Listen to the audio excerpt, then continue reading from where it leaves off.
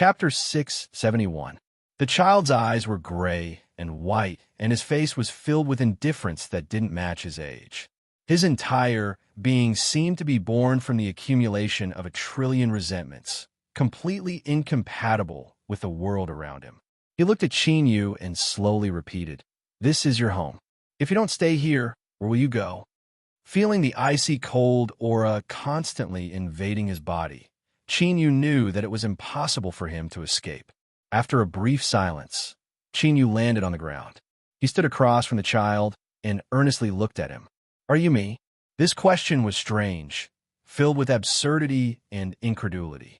But the child nodded without hesitation, confirming this without a doubt. Chinyu furrowed his eyebrows. "Can you tell me why you appeared here? What sort of place is this manor in this dream?" The child lightly said, "This is your home, and I am you. I should naturally stay at home." Chinyu said in a low voice, "Do you want to stay at home, or do others want you to?" The child said, "Is there a difference?" Although he didn't answer, he had already given him the answer. No matter how Chinyu tried to recall, his childhood memories didn't seem to exist at all. In the past, he thought that it was because he was in too much pain that his body subconsciously chose to forget. But now, it seemed that things weren't as simple as he thought. One big and one small, the two people faced each other in silence. But time didn't stop.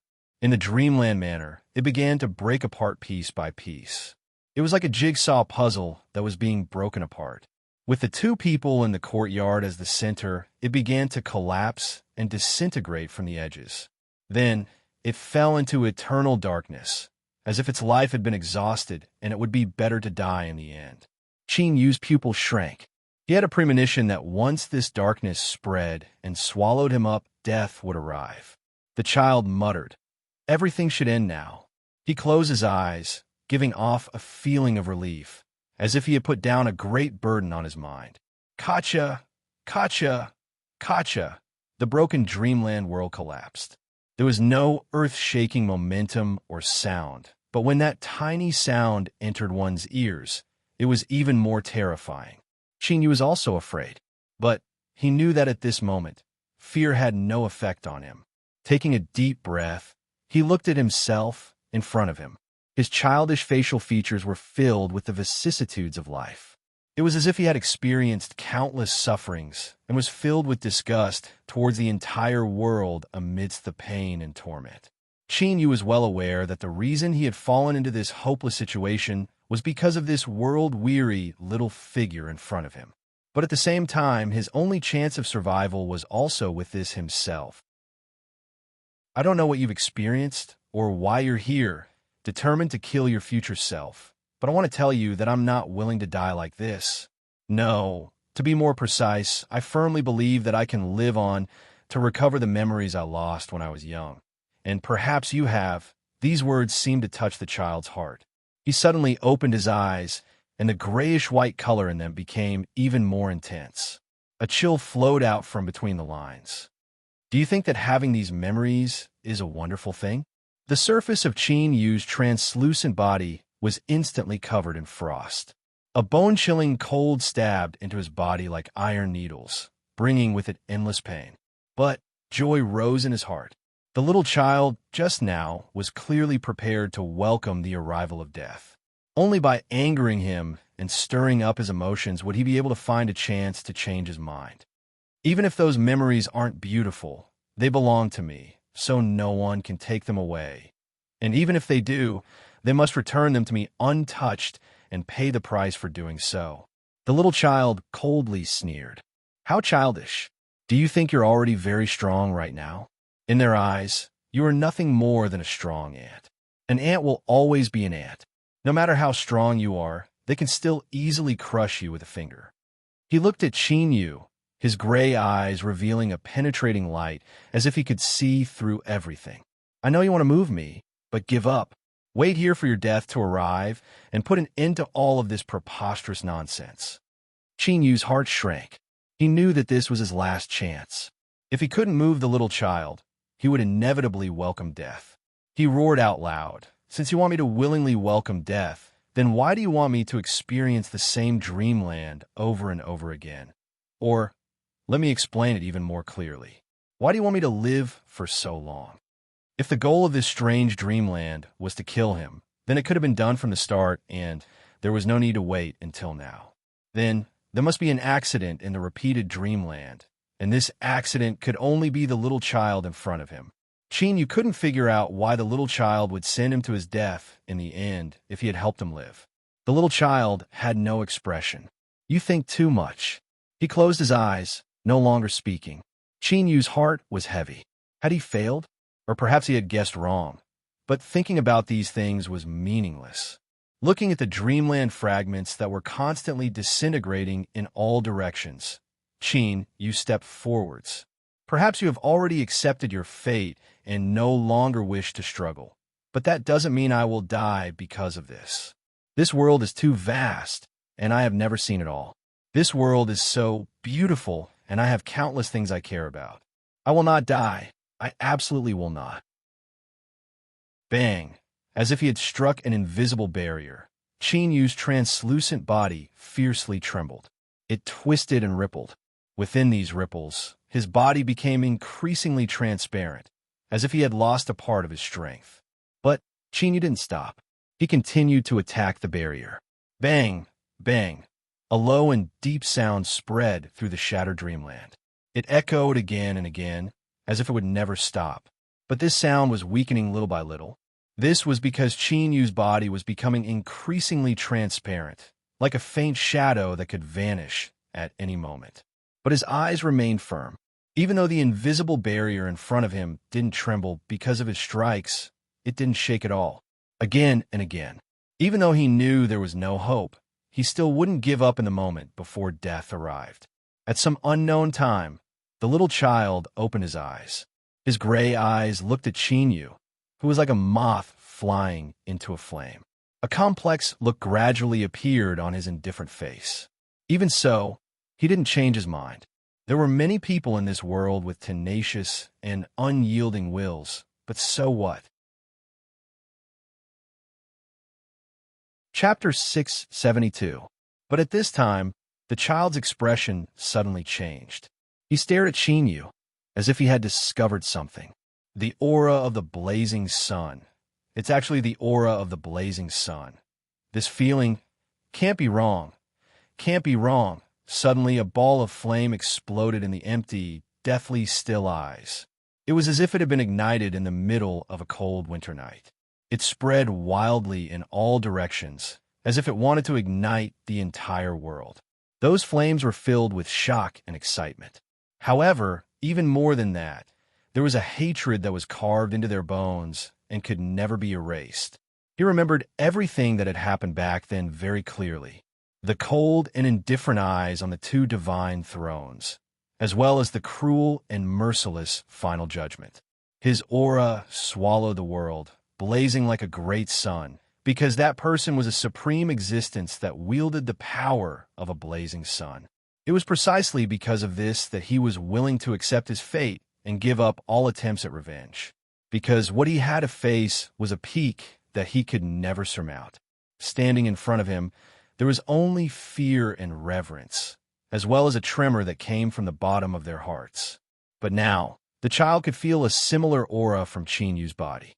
Although it was incomparably weak, there was no mistaking it. Without the approval of the blazing sun, just being touched by it would cause one to be burned into nothingness. Their soul and marrow would forever vanish from the world. Ha ha! The toddler suddenly laughed. His tender voice was the complete opposite of the complicated and intense emotions in his voice. While it made people feel strange, they could not help but feel a chill in their hearts. The matters of the world are truly wondrous and unfathomable. When I was willing to give up everything and bring my past to hell, the heavens actually allowed me to see everything before my eyes. Since that's the case, how can I die? The blazing sun stands proudly above the 9 heavens and looks down on the world. Let us wait and see if there will be a day in the future when a new, blazing sun will be born and the old one will fall. I am destined not to see that scene, but when it really happens, I will definitely be able to revive in the depths of my memories. Everything that happened in the past will never pass. Never. The toddler reared back his head and screamed. A terrifying strength erupted from his tiny body. This strength was so great that it instantly suppressed the rapidly collapsing dreamland world. Ka-cha! Ka-cha! A series of sounds rang out above his head, and cracks appeared out of nowhere. More and more cracks appeared, and they continued to spread outwards. The invisible barrier that trapped Qin Yu was shattering. Crimson lava flowed on the ground with no end in sight. It was like a vast ocean at the center of the earth. The air was filled with a terrifyingly high temperature, enough to instantly incinerate any living being that trespassed into nothingness. In the center of this vast ocean, in the place where the temperature was the most astonishing, a majestic divine palace quietly stood. It was built from giant pieces of stone. Perhaps it was because it had withstood the terrifyingly high temperature, but every piece of stone that made up the divine palace was emitting an incomparably blazing light. This scene made one feel as if a sun had fallen and transformed into this divine palace, creating this boundless sea of lava. Suddenly, the silent divine palace came to life.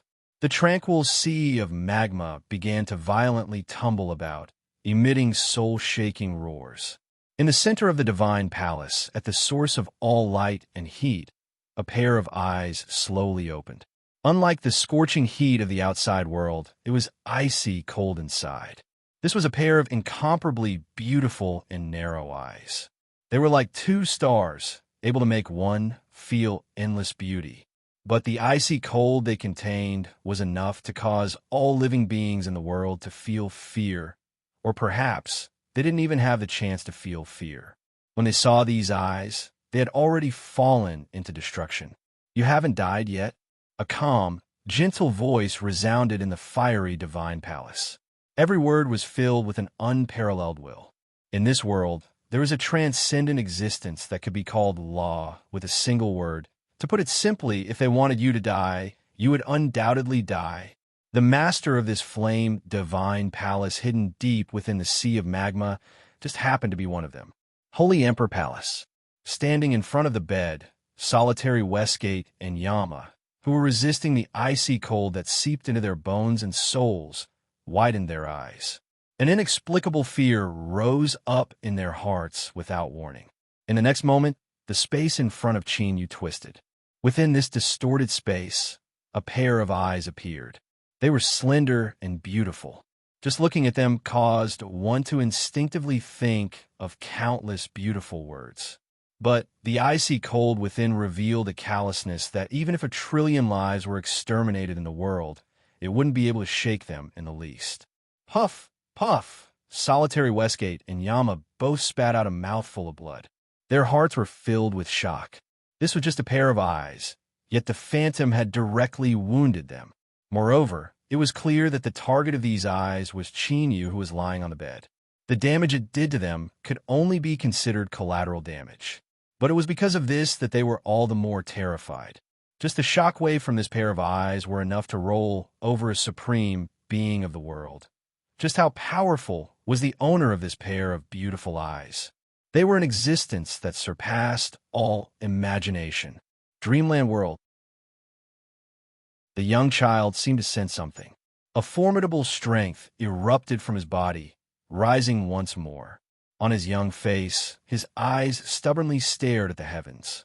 He roared out, "It's you! It's you!" A pair of giant eyes appeared in the shattered vault of heaven. It quietly stared at the small and large Qin Yu, not a single ripple in its eyes.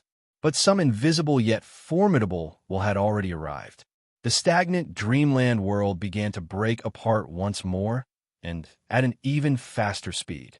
In the blink of an eye, it arrived at the fragment where the young child and Qin Yu were. Besides this place, the entire dreamland had fallen into absolute darkness. It was like a bottomless abyss that could swallow and annihilate all. Ha ha ha ha, you want to kill us? Is it because you feel threatened? I won't let you succeed. I absolutely won't. In terms of pure strength, you can crush the heavens and earth and radiate light throughout ancient times. But this is a dreamland, a cage that has imprisoned me for countless years, and also my domain. In my domain, even your will can't kill me. Just you wait. One day I'll stand before you again and take back everything you did to me in the past." The young child revealed a crazed expression.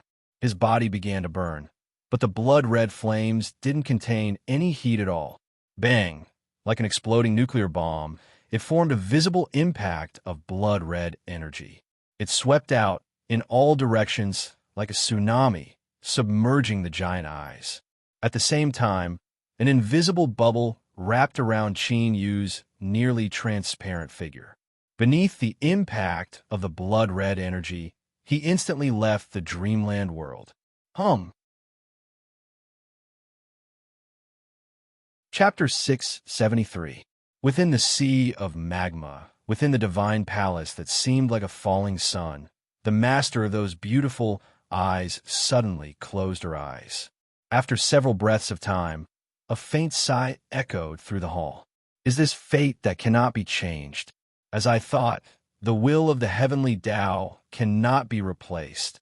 If my race is destined to suffer twists and turns, then I will wait for that day to come." She lifted a hand, and a mass of flames appeared. It rapidly shrank, condensing into a jade slip. The space around the jade slip trembled, swallowing it up like waves. On this day, the will of the supreme, blazing sun spread through the entire race. It contained only a single message. A great upheaval was coming. There was an incomparably massive, celestial body, as if it were formed from dozens of stars fused together.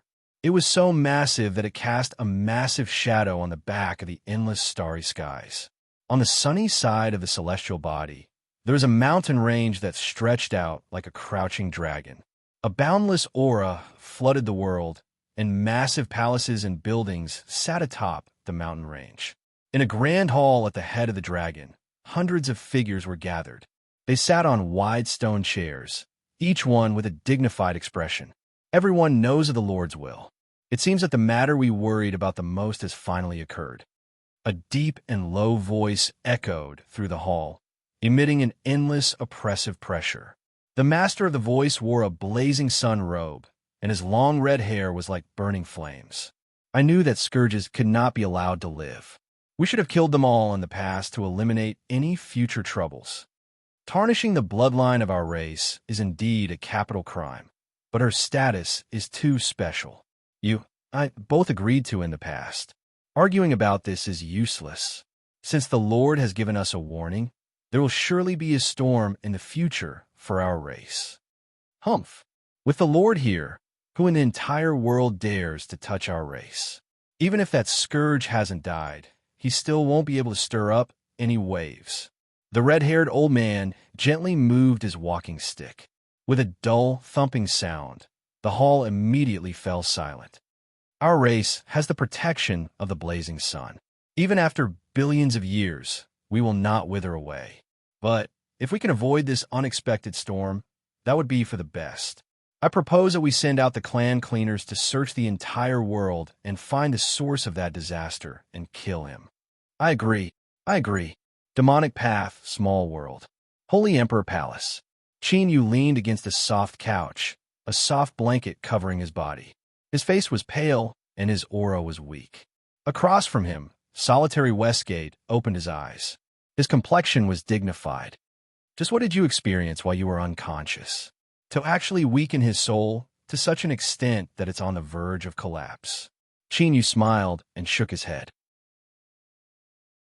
There are some things that I haven't figured out yet, so don't ask too much. In the dream, his younger self wanted to kill him, as well as that pair of indifferent, cruel, and extremely beautiful eyes. He really couldn't figure out what was hidden within. Solitary Westgate shook his head. He looked at Qin Yu and sighed. Just how many more secrets do you have on your body? Saying these words meant that he no longer wanted to inquire any further. But there was one point that Solitary Westgate was aware of. There was definitely some heaven-shaking secret hidden on Qin Yu's body. In a distorted space, the pair of eyes that appeared and the aura that was released was simply unimaginably powerful. Even thinking about it now, cold sweat would appear on his body. That was definitely a power that did not belong to this world. Qingyu took a deep breath. All right, let's get down to business. With my current injuries, how long will it take for me to recover? Solitary Westgate knew what he was thinking. After several breaths of silence, he furrowed his eyebrows and said, "You should be the clearest about how injured your soul is. If you want to recover, it won't be something that can be accomplished overnight. Moreover, the most difficult point is that your soul cannot withstand a strength that is too strong. Otherwise, not only will it be useless, but will instead bring you great harm." Qingyu slowly said, "You mean that I cannot borrow external strength and can only let my soul recover on its own?" Seeing Solitary Westgate nod, Qinyu's complexion darkened. Just as Solitary Westgate said, he was well aware of his own injuries. Without any external help, if Qinyu wanted to recover from his soul injuries, he would need to spend at least several dozen years, or perhaps even longer. To a calamity immortal realm cultivator, several dozen years or even several hundred years weren't anything at all. A long period of seclusion was much longer than that. But Qinyu was different. Ning Ling had borrowed the power of darkness to temporarily delay the arrival of death. At most, she could maintain this for 200 years. He didn't have much time to waste on his soul injuries. "Westgate, is there any way for me to recover?" "No." Qinyu shook his head. "I don't believe you." Solitary Westgate said in a low voice, "Qinyu, I know what you are thinking, but I must remind you that as long as you are alive, there is a chance that Ning Ling will wake up. If something happens to you, no one will be able to save her. You must always remember this." Qinyu lightly said, "If you are so excited, then it must be because you really do have a way to help me recover from my soul injuries. It doesn't matter if you don't want to tell me. As the demonic path's holy sovereign, as long as I want to, I will definitely be able to find it." He closed his eyes. "Westgate, you should understand. In this world, there will always be one or two people that you are willing to pay any price to cherish, protect, and save. To you, your sister-in-law and nephew are like that. To me, Ningling is also like that. I won't force you to tell me the method, but I will definitely find out. It is only a matter of time." Solitary Westgate's complexion darkened. He roared out, "That's right. Your Majesty the Saint Sovereign is wise and perceptive. There is indeed a method in this world that can restore your soul injuries to their original state in a short period of time. This method is called ashes to ashes. It is like a campfire that has been lit and the last bit of heat is stimulated. Although it can be exchanged for a moment of light and heat, when it reaches its end, it will usher in eternal annihilation. Qinyu, this is all I have to say. As for what choice you make, that is for you to decide. I only hope that you can remain calm and not regret it." Solitary Westgate flicked his sleeves and left, his back blazing with anger. Qinyu watched him leave with a light expression. He knew that Solitary Westgate was only angry because they were friends. If it were someone unrelated to him, who would care about his life or death? "Westgate, you and I walk the same path. Since you already know my choice, why do you need to be so annoyed? Ashes to ashes? The name is quite sad, but in my life, my luck has never been bad. I cannot wait, but I will not die either." As Qinyu said, with the reputation of the demonic path's Saint Sovereign, obtaining the jade slip containing the ashes to ashes secret method was a simple matter. Yu Qi arrived in front of the soft couch. She looked at the jade slip on the round table. After several breaths of silence, she reached out a hand and covered Qinyu with the blanket. "Your Majesty, I will not stop your decision. I only hope that your Majesty can take care of yourself. Don't forget that besides Big Sister, you also have a woman." Qinyu opened his eyes, guilt in them. "Yu Qi, I have let you down." Yu Qi shook her head. Tears flowed down her cheeks as she leaned against him. "I don't want to hear it. As long as your Majesty is safe and sound, I don't care about anything else." Qinyu lifted a hand and stroked her dark hair. "Don't worry. I promise you that nothing will happen." A deep light flashed in the depths of his eyes. He had already memorized the ashes to ashes secret method. Even if he could restore his injuries, he wouldn't be able to maintain it for too long. Before he exhausted his soul force, he had to find a way to save Ning Ling and himself. Chinyu didn't know whether or not he could do it, but he knew that he had no other choice. Chapter 674. For days after solitary Westgate left the demonic path's small world, he returned. He tossed a blood-stained jade slip to Chinyu and gloomily turned to leave. He returned to his residence, fell into his bed, and immediately fell into a deep sleep. This world was far too large. It had experienced trillions of years, and through the changes of time, there were countless large and small secrets hidden within. Even the supreme beings of this world didn't dare to underestimate it. This jade slip came from a desperate situation in the land of divinity and demons.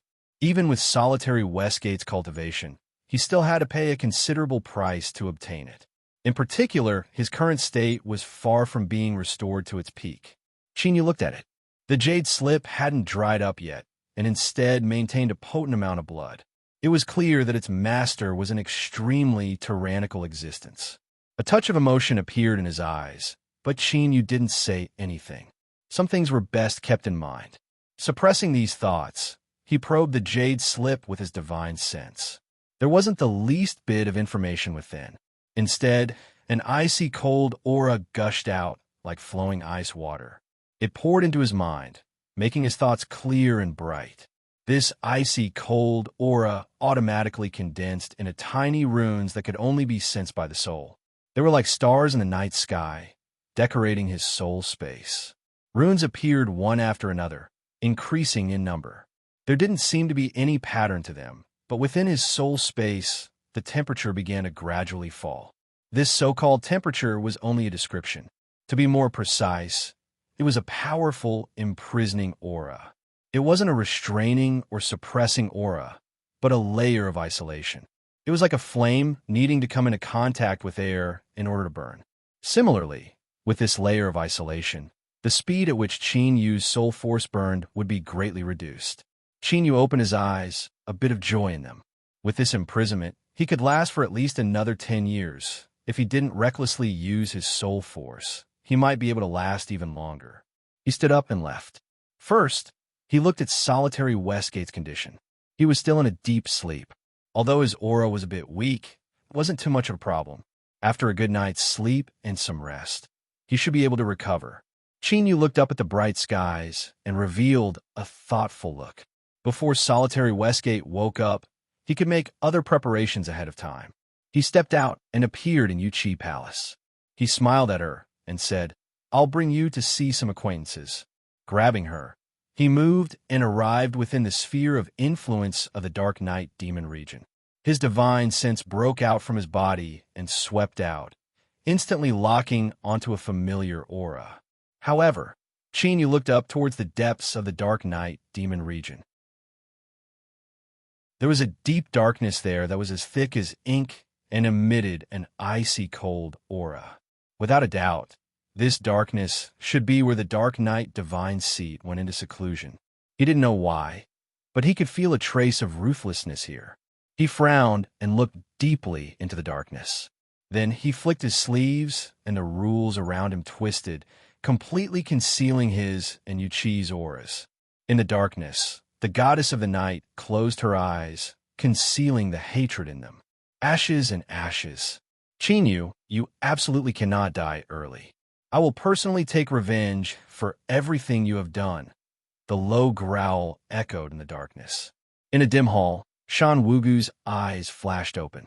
As he saw two people emerge from the spatial fluctuations in front of him, his eyes lit up with excitement. Taking a deep breath, he stood up and bowed respectfully. "Greetings, sacred emperor and sacred consort." A gentle strength gushed out from the void and supported him. He smiled. "There's no need to be so careful. No one will discover that I came to see you." Shan Wugu's lips moved, but in the end he didn't say anything. He nodded a bit awkwardly. Even though they had once been best friends, with the passage of time, circumstances had changed. The massive disparity in status was something that no one could ignore. Chinyu could understand this. He sighed inwardly, his smile unchanged. "Potato, we cannot stay here for long. The reason I came to see you today is to bid our farewells." A moment later, Chinyu brought Yuchi away. Shan Wugu stood in the hall, a pitch-black jade archive in his hands. Potato, potato. Chinyu, thank you. You will forever be my brother. No matter where you go, I hope everything goes smoothly for you. Chinyu met Yuchi's gaze and rubbed his temples. I will definitely explain everything to you. Can you wait a moment? Yuchi nodded, but her faintly furrowed eyebrows revealed the worry in her heart. With a wave of his hand, Chinyu tore open space and brought Yuchi in. Their destination this time was the land of exiles on the other end of the Endless Sea region. Within Immortal Eclipse Valley, Guling Er's eyes widened.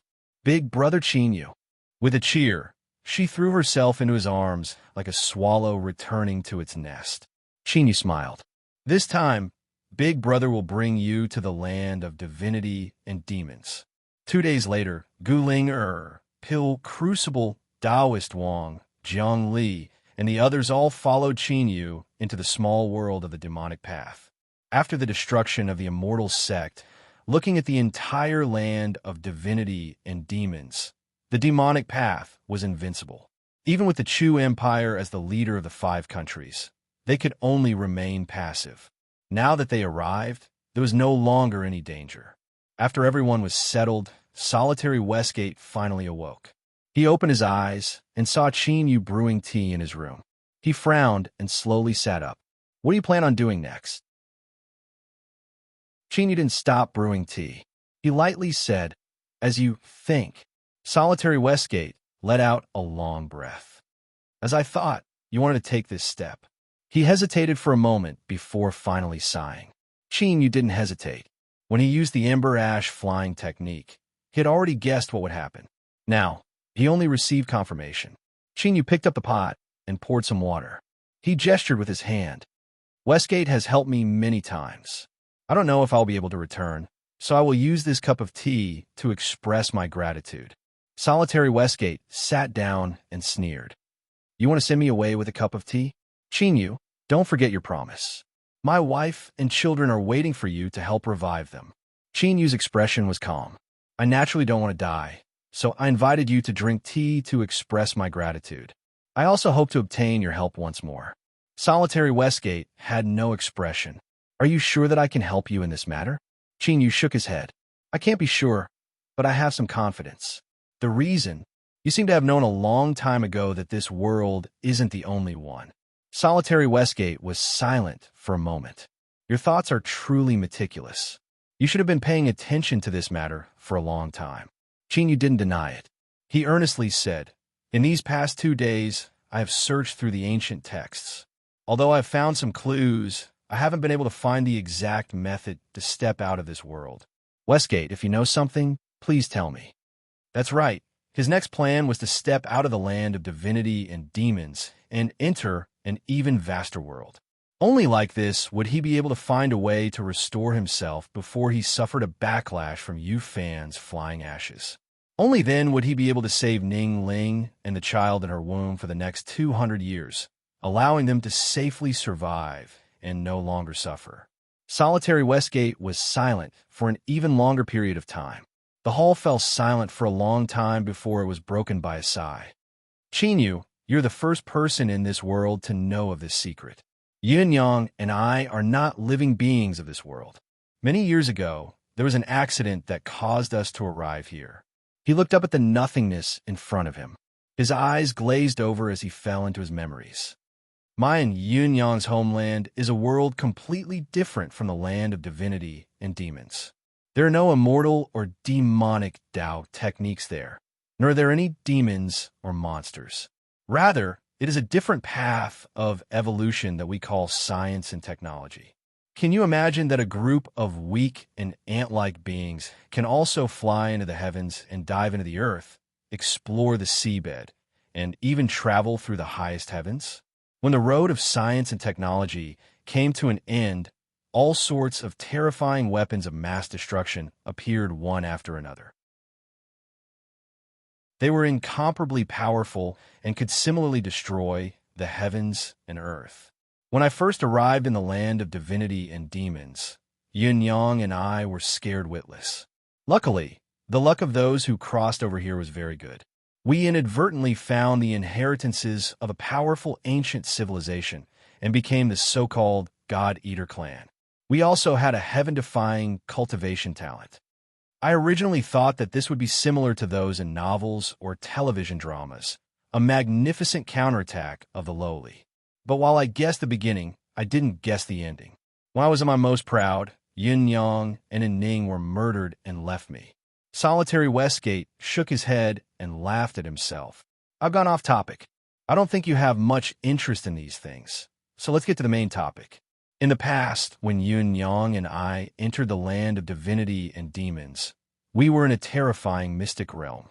There was a black hole there that connected to the outside world. But there is something I must warn you about. Afterwards, in order to save Yin Yang and Ning, it wasn't that I didn't have the same thoughts as you. So, I stepped into that black hole once more. But my luck wasn't very good. Not long after I entered, I encountered a terrifying monster beast.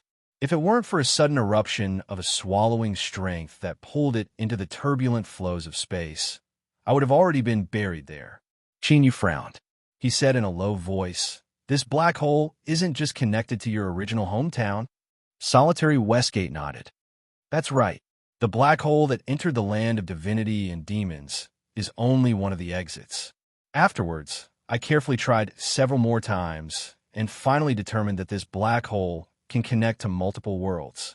The reason I was able to safely enter the land of divinity and demons in the past could only be considered good luck. Chinyu, believe me, most of the worlds that black holes connect to are incomparably terrifying. In fact, when I was in the black hole, through the distorted and collapsing space, I was able to see countless lands of extinction. Some were filled with monstrous flames, some were filled with horrifying monster beasts, and some are even in a state of collapse. If you aren't careful and are sucked in, the result will be death." Chinyu's complexion was cloudy and uncertain. If everything was as Solitary Westgate said, then stepping into the black hole was the same as taking a step into the gates of hell. But besides this black hole, he couldn't find any other way to leave the land of divinity and demons and step into the outside world. Was this a dead knot?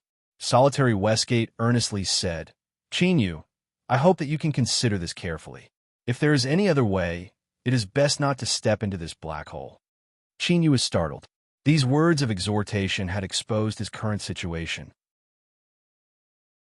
Besides this black hole, he couldn't find any other way to leave the land of divinity and demons. In other words, even if there really was another way, how long would he need to spend to find it? 10 years? 20 years? Or even longer? After using the Ember Ashes flying technique, how many decades would he have? He took a deep breath. The anxiety, hesitation, and restlessness in his eyes completely scattered. When he opened them again, there was only silence. Calmness meant steadiness, without any waves. Stillness meant calmness, clarity of mind. Since there was no way back, he could only step forwards. Whether it was fear or awe, it wouldn't help him at all. It would only make him die faster. Solitary Westgate sighed. "It looks like I wasn't able to change your mind in the end." Chinyu lightly said, "Westgate, you know my current state. I simply don't have time to waste." Solitary Westgate nodded. "Since you've already made your decision, I will lead you there. But before that, you had best make arrangements for your affairs." Chinyu said, "I've already been making arrangements these past 2 days. You and I can leave tomorrow." He stood up and walked out. When he reached the entrance to the hall, he didn't look back. "If something happens to me tomorrow, I'll have to ask you to look after me." He strode away. Solitary Westgate's eyes revealed a trace of admiration. If it weren't for Ningling, Qin would have had a great deal of time to recuperate from his injuries. With his current talent, as long as he had enough time, his future achievements would be limitless. When the time came, he would naturally be able to step out of the land of divinity and demons. But now, Qin had walked down an incomparably dangerous road. There was no light on this road, and he couldn't see any future. In this world, what was love? At this time, Qin was troubled by love. After he brushed it off that day, Yuqi didn't ask any further. But her worries never disappeared. In any case, It was impossible to conceal this matter from her. But to Yuchi, this was far too unfair. Huh. Qin Yu sighed inwardly. He pushed open the door and entered the hall. Since he couldn't find a suitable excuse, he could only tell her the truth. He looked up at the hall and met Yuchi's eyes. She was placing the bowls and chopsticks. The maids in the hall had been sent away, so she was the only one present. Your Majesty has arrived. Quickly take a seat. Yuchi walked over with a gentle smile and had Qin Yu take a seat. She was a bit nervous. Although I found someone to help watch from the side, each dish was personally made by me. If the taste isn't good, I hope that your Majesty can forgive me. Qin Yu smiled. I will definitely eat more of the dishes you personally made. He picked up his chopsticks and took a few bites as Yuchi nervously watched. After chewing and swallowing, Qin Yu gave her a thumbs up. The taste is very good. Although it was a bit exaggerated, besides the dishes not looking too good, the taste was quite good. Yuchi brightly smiled. It's good that your Majesty is satisfied. She sat at the side, helping Qin Yu pour wine and take out dishes. She would occasionally take a bite or two, her eyes rarely leaving Qin Yu's face. Although no one said anything, the reluctance to part in the hall was exceptionally clear. After eating and drinking to his heart's content, Qin Yu patted his stomach and set down his chopsticks. Yuchi had already brewed some tea, and she offered it to him with both hands. After taking a few sips, Qin Yu said, "Do you already know?" Yuchi lowered her head. Your Majesty has been looking through ancient texts these past 2 days. I now control a portion of the Holy Emperor Palace's authority, so I couldn't help but look through them. I ask that your Majesty forgive me. Qin Yu pulled her back. I'm sorry, but this matter, I understand. Yuchi interrupted him. Although I hope that I can be together with your Majesty for a long time, I also know that it is impossible for you to give up on Ningling. Your Majesty, I do not ask for anything. I only hope that you can remember that there are 2 women in the land of divinity and demons who are waiting for you. I ask that you take care of yourself. The next day, without anyone knowing, Qin Yu and Solitary Westgate quietly left the demonic path's small world. The Holy Emperor Palace sealed itself off and announced to the outside world that His Majesty, the Holy Sovereign, had yet to recover from his injuries and would enter a long period of seclusion to cultivate. Between the heavens and earth, the land was vast and boundless. But the area covered by the endless sea was actually far larger than the land. After billions of years, the vast sea had experienced vicissitudes of time. In the distant past, the vast sea might have once been a continent filled with people. The black hole that Solitary Westgate used to enter the land of divinity and demons was originally located at the peak of a towering mountain. But now it was hidden deep in the sea. In the clear skies, several seabirds soaring through the skies seemed to be startled. They flapped their wings and flew into the distance.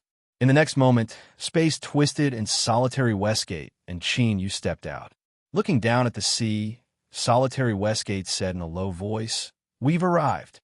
With a flick of his sleeves, the sea water parted. It was like a bottomless abyss had been torn open in the sea.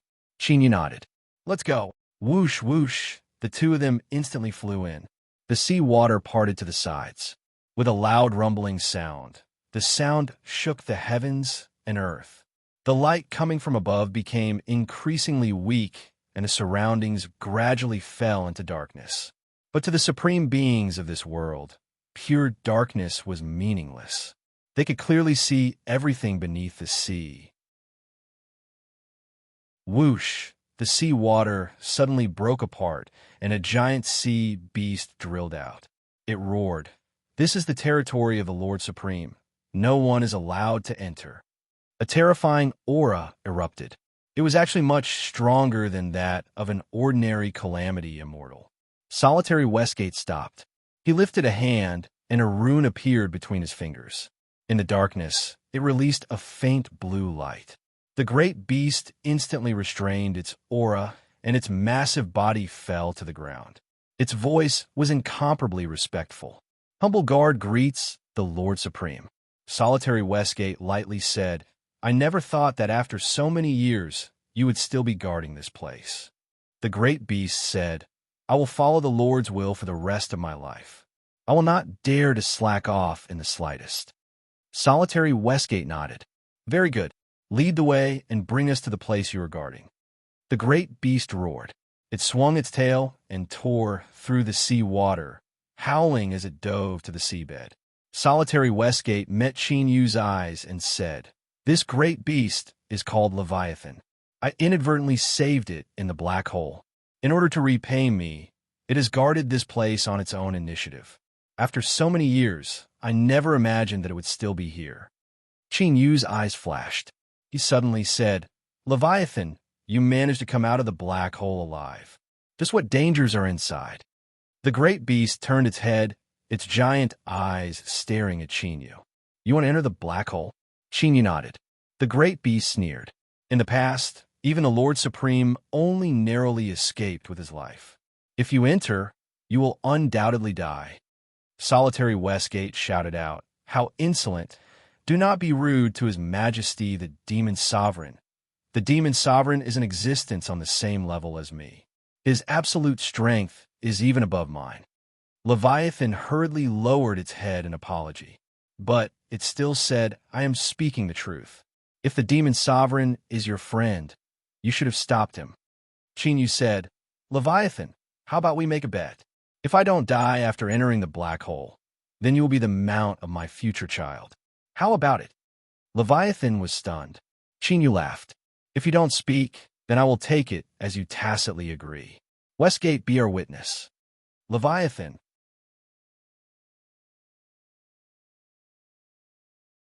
Chapter 675. The pitch-black deep sea was no longer calm. The tumbling, icy, cold seawater was like a trapped beast, crazily pounding against the walls of water that were separated on both sides, emitting deafening, rumbling sounds. Solitary Westgate said, "Starting from here, you and I are considered to have stepped into the range of the mystic realm's power. It is best to be a bit more cautious." Even with his cultivation level, he had to point this out. From this, one could imagine how much dread he felt in his heart. Qin Yu nodded, not saying anything. Leviathan couldn't help but turn his head, a strange light flashing in his eyes. Although Solitary Westgate had said that Qin Yu was in existence on the same level as him, he couldn't feel any oppressive aura coming from Qin Yu's body. Humph humph, just how much weight His Majesty the Demon Sovereign has, we'll find out in a bit. If you're just a silver spear, then go back to where you came from. Don't throw yourself into the black hole and die. Bang! With a loud explosion, the walls of water shattered. The icy cold seawater surged forwards, condensing into a fierce serpent. It had two pairs of transparent wings that flapped at an incomparably fast speed. At this time, its target was Qin Yu, whose aura was the least obvious out of the three people and one beast. It opened its mouth, and between its fangs, one could smell a foul stench. Leviathan's two giant eyes locked onto Qin Yu. This serpent was formed from the power of the mystic realm and was extremely tyrannical. Even if it wanted to deal with it, it would have to expend a great deal of effort. Qin Yu moved. He lifted a hand and pointed out a finger. Then he drew back his hand, and then there was no then. Leviathan's eyes nearly popped out of their sockets. It stared blankly at that aggressive serpent. As if it had been smashed by a mountain, it instantly disintegrated. And all of this was because Qin Yu had lifted his hand and pointed out a finger. If the strength of this finger fell on its body, just what would the result be? Just thinking about this caused a cold sweat to form on Leviathan's body. But at this time, Qin Yu suddenly looked up at it, the corners of his lips curling up. "Fuck!" Leviathan shivered, feeling as if it would cry. It was well aware that its thoughts of wanting to watch the fun had been discovered. This was simply a F***king disaster. To be targeted by such a person with world-shaking strength, one wouldn't even know how one died. He was simply a stupid pig. Lord Shiman had already said that His Majesty the Devil Emperor was in existence on the same level as him. So how could he dare to be disrespectful? Kuin fiercely swung its tail, and a powerful aura burst out of its body.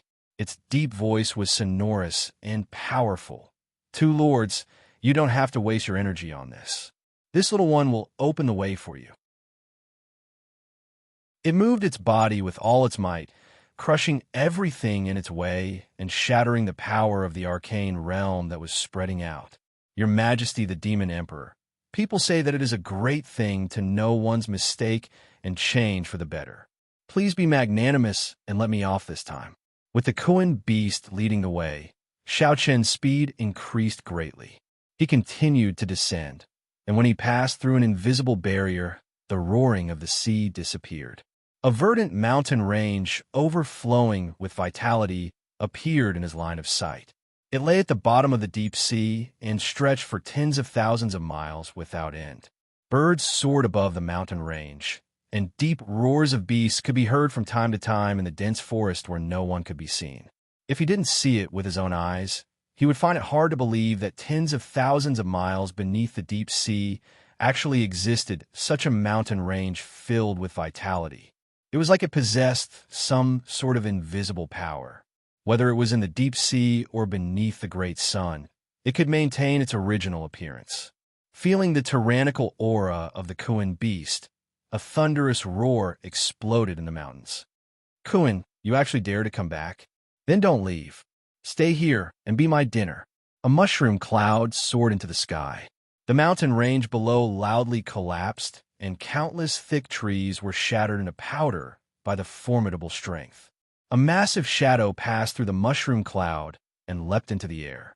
It had 4 thick and powerful limbs, and 2 tusks jutted out from its lips. Its hair was pitch black and shiny like iron needles. This was an incomparably strong wild boar. As it leapt into the air, the wild boar's eyes widened in anger. It finally discovered solitary Westgate and Qin Yu standing to the side. Its body fiercely crouched down, and its front legs stretched taut in the air. It came to a standard sudden stop, causing ripples to appear in space. It roared, flustered and exasperated. Despicable little beast, this is a fair battle between us 2 beast kings, and yet you dare to look for helpers? I, this pig, am ashamed to be associated with you. It turned around and exerted force with its hind legs. Then it slipped away like a wisp of smoke. The Kuan beast panicked. 2 lords, this wild boar spoke rudely. How could you 2 allow it to run away? You must ruthlessly punish it. Solitary Westgate had no expression. Kuan beast, don't you think you should give me an explanation? I ordered you to guard the mystic realm. So why is it that the one in charge here is a wild boar monster? A demonic light flashed, and the Kuan beast transformed into a strong man. His face was flushed red, and he stammered, "My lord, please punish me." He really didn't have the face to explain. Who knew just which corner of the black hole this damned wild boar had jumped out from? It was incomparably strong, especially with its shiny black boar skin. Its defensive strength was even more terrifying than a city wall's. Striking it with all of its strength didn't even cause it any pain. Ever since this wild boar jumped out from the black hole, the Kuan beast had fought with it dozens of times in order to defend its territory and authority. It had used all of its abilities, but the result was that not only was it unable to defeat this wild boar, but the more it fought, the more it retreated. Finally, it was forced out of the mystic realm and could only return to its original form, living in the pitch black and icy cold sea. What nonsense! Weren't high-level monster beasts extremely intelligent? If it weren't for the fact that they were forced, who wouldn't want to live in this comfortable mystic realm? Wasn't it because they were forced? Solitary Westgate frowned. When I came here in the past, I never saw this wild boar. Did it run out from the black hole? The Kuan beast said, "It is as my lord says, this wild boar has only been out for several dozen years, and its strength is about the same as mine. But its defensive strength is truly abnormal. For these past several dozen years, I have been humiliated by it. I ask that my lord take revenge for me." The man, who was nearly 2 meters tall, began to cry at the drop of a hat. He immediately fell to the ground with a heartbroken expression. Anyone who saw it would be moved to tears. In any case, since it had already lost face, it had to make sure it was worth it. This was a heaven-sent opportunity, and it had to grasp it. It had to borrow the hands of these 2 lords to eliminate this damned wild boar. Otherwise, its future life as a beast would be filled with darkness. wandering in the deep sea, it wouldn't be able to eat or sleep. The Kuin beast didn't want to live another day. Solitary Westgate coldly snorted. He certainly understood its thoughts, but the Kuin beast was extremely obedient and could be considered one of his subordinates. He needed its help in guarding the mystic realm. If there is no delay, I will clean up that wild boar. The Kuin beast was overjoyed. Thank you, my lord. Thank you, my lord. Ha ha! Damned wild boar, your end has arrived. It looked up at Chinyu and saw that the demon's sovereign was frowning, as if he were deep in thought. This left the Kuin beast envious. He was truly worthy of being a supreme existence on the same level as Lord Westgate. Even such a fierce wild boar monster didn't have the qualifications to attract his attention. Instead, he was just standing there thinking about his own matters. TSK, TSK, when will we have such a day? The Kuin beast shook its head and suppressed its envy. As it thought of how the wild boar monster was about to suffer, it immediately became excited. It shouted, I will lead the way for the two lords. The sooner they finished, the sooner they could slaughter the boar. Tonight, this grandfather wants to eat a pig feast. In the rolling mountain range, in a cave filled with gold and silver and overflowing with the aura of a nouveau riche, Zhu Dagong laid down on a thick tiger skin, gasping for breath. Damn, this was just too frightening. Although the two people standing beside the Kuin beast didn't reveal too much of their auras, Zhu Dagong's eyes weren't to be trifled with. He could immediately see that these two were ruthless characters that ate pigs without spitting out the bones. If he hadn't sensed anything and rushed forwards, he feared he would have already been skinned alive, fried, and served on the dining table. That damned Kuin beast! How shameless and despicable! Luckily, I ran away fast enough. Zhu Dagong's breathing steadied a little. But at this time, he suddenly shivered and his eyes widened. Something's wrong, this feeling. Damn it, someone must be thinking of me. Zhu Dagong crawled up and paced back and forth several times. Then his body turned into a monstrous wind that howled through the cave, taking away all the gold and silver. A wise man knows when to fight when the odds are against him. I'll leave here first and hide in that secret area. Kuin beast will slowly settle our debts in the future. Who? The monstrous wind rushed out of the cave and flew deeper into the mountain range, vanishing from sight. Hidden deep in the seabed mountain range, not only was there a rich life force, but there were also tremendous dangers. In a short period of time, Chinyu saw several extremely powerful strange beasts. Even an ordinary calamity, immortal realm cultivator would have trouble dealing with them. But the Kuin beast easily dealt with them. It was clear just how tyrannical it was. As for the slightly stronger strange beasts, in order to not waste time, with solitary Westgate and Chinyu taking action, it was much easier to clean them up. Afterwards, the powerful strange beasts in the mountain range realized that the intruders weren't something they could resist, so they retreated early. Half a day later, they reached the end of the tens of thousands of miles of dangerous mountain range. In front of them was a towering mountain. It was thick at the base and sharp at the top. It was shaped like an upside-down cone. Even though there were countless plants growing on it, the surface was smooth and flat, without any creases or creases.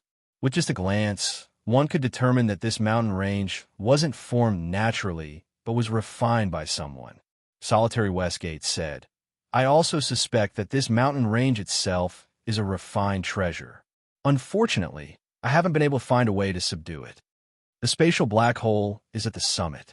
Let's not waste any more time. Let's go up. Climbing a mountain wasn't a simple matter, but that was only relatively speaking. Solitary Westgate stepped forwards, and his body was like a balloon as he floated up the mountain.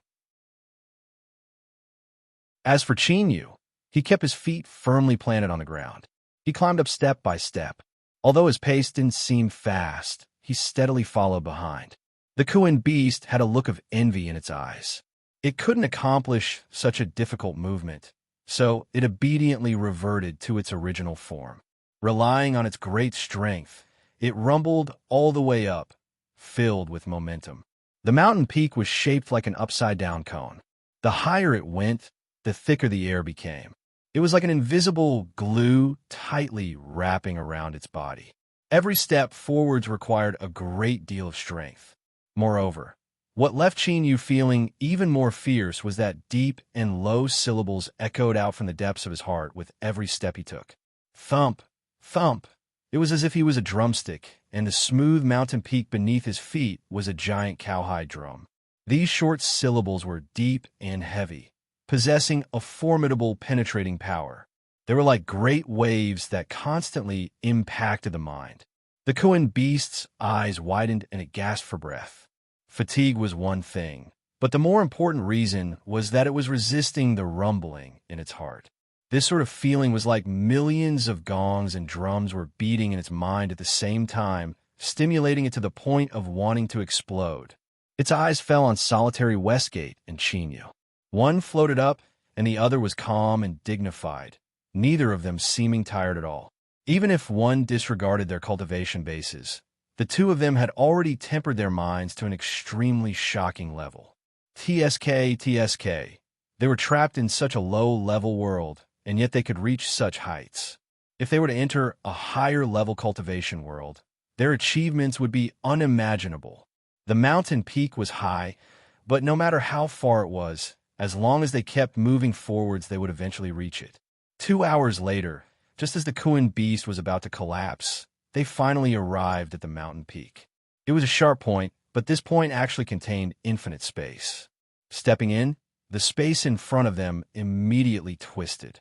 When their vision was restored once more, they found themselves in an unstable space that shook. It covered an enormous area. One could tell with a single glance that it was no smaller than the area covered by the mountain range outside. But now, the eyes of two people and one beast were drawn to a 1,000-foot wide black hole in the skies. The space around it trembled. Ripples spread out in all directions. Runes appeared in the ripples, all of them purple and gold in color. They constantly spun on their own, mysterious to the extreme. The inside of the black hole was pitch black. If one looked within, it seemed as if they would be captured and swallowed up, leading to an unpredictable world. This was the black hole that solitary Westgate spoke of, that had sent him into the land of divinity and demons. The Kuan beast shrank back on its eyes. In the past, it had inadvertently been sucked in. If it weren't for solitary Westgate helping out, it would have died without a grave. Even though tens of millions of years had passed, thinking about it now, it still felt as if it had fallen into an icy lake. That feeling of powerlessness and fear was something it never wanted to experience again. The demon sovereign actually wanted to rush into a black hole. It simply couldn't understand why. Otherwise, with his cultivation, he could easily live for tens of millions of years, more than enough to enjoy the tumultuous world of mortals. The Kuan beast shook its head. Perhaps this was the strange hobby of powerhouses challenging themselves. It looked away, but at this time, without warning, it met another pair of eyes. After a moment of shock, the Kuan beast's eyes widened. Then it grinned and laughed. "Good, you wild boar, you actually ran here." It originally wanted to find trouble with the Kuan beast after this matter was over, but this boar monster had actually delivered itself to its doorstep. This was simply wonderful. Lord Westgate placed a great deal of importance on this black hole. If Pig Dagong ran here, he absolutely wouldn't have good ending. Feeling the temperature in the air drop, Big Pig wanted to cry, but no tears came out. In all honesty, he had run all the way here to hide from these two fiendish stars. How could he have imagined that he would run into them here?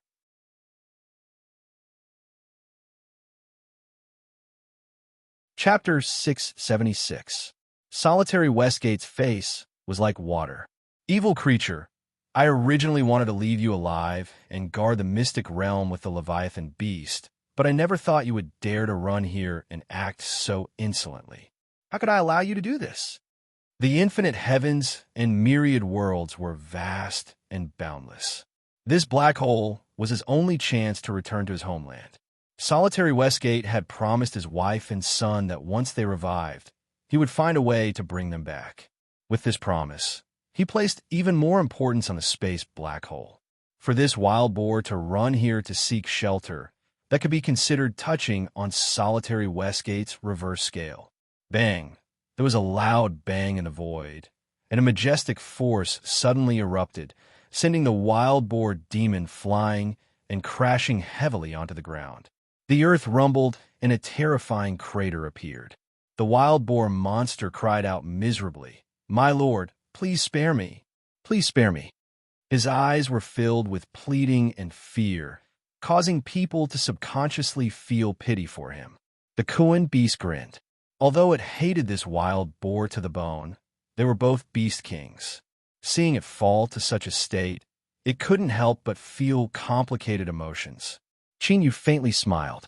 He looked at the wild boar monster that was howling with all its might. This fellow's skin was truly thick and coarse. Solitary Westgate hadn't held back at all just now, and even a supreme-level strike hadn't been able to cause any substantial damage to it. This guy was quite good at acting. If Chinyu could see through it, then there was no reason for Solitary Westgate to be fooled. His complexion became increasingly ugly, and a cold light seeped out from the depths of his eyes. What a guy! The attack that was prepared to kill this wild boar actually didn't injure him in the slightest. For a supreme being, this was really too humiliating. What's more, this wild boar actually dared to bark. Who was it trying to fool? This was simply intolerable. He raised his hand, and the air thickened. A terrifying aura erupted like a volcano, sweeping out in all directions. The wild boar demon quivered. Its four short and thick legs suddenly exerted force, and it jumped out of the pit. Its small eyes were wide open, revealing true fear. Solitary Westgate was serious. No matter how thick his skin was, if he could block 1 strike, 2 strikes, 3 strikes, would he be able to persist forever? It was only a matter of time before he was killed. "Oh my God!" Old Jew almost cried. "Wait," Chinyu suddenly said. Solitary Westgate frowned. He drew back his hand and asked, "What is it?" Chinyu smiled. "This wild boar and I should be old acquaintances. Let me confirm it first." He took a step forward. "If you want to live, then do as I say. Do you understand?" The wild boar demon nodded its head furiously. As long as it could survive, it would do anything. "What? You're talking about the Beast King's face?" Smelly dog fart. Survival was the most important thing. What was face? Can it eat or drink? Chinyu said, "Raise your front hoof." "No, the other one." The wild boar demon obediently switched over, all kinds of thoughts running through its mind. Why did this person ask me to lift his hoof? Even if he has some kind of bad hobby, he should ask me to lift his hind leg. Could it be that this person is more perverted than I thought? If Chinyu knew what it was thinking right now, he would have killed it with a wave of his hand. Looking at the missing hoof, he allowed a light breath, a look of nostalgia on his face. He had only thought it looked familiar, but he never imagined it would actually be the wild boar. Strictly speaking, Chinyu and this wild boar's destiny was truly intertwined. Who would have thought he would see it here? Solitary Westgate revealed a look of surprise. "You really know it?" Chinyu nodded. "Not only do I know it, but our relationship is very deep. A long, long time ago, I was only the most humble disciple of a small sect in the land of exiles.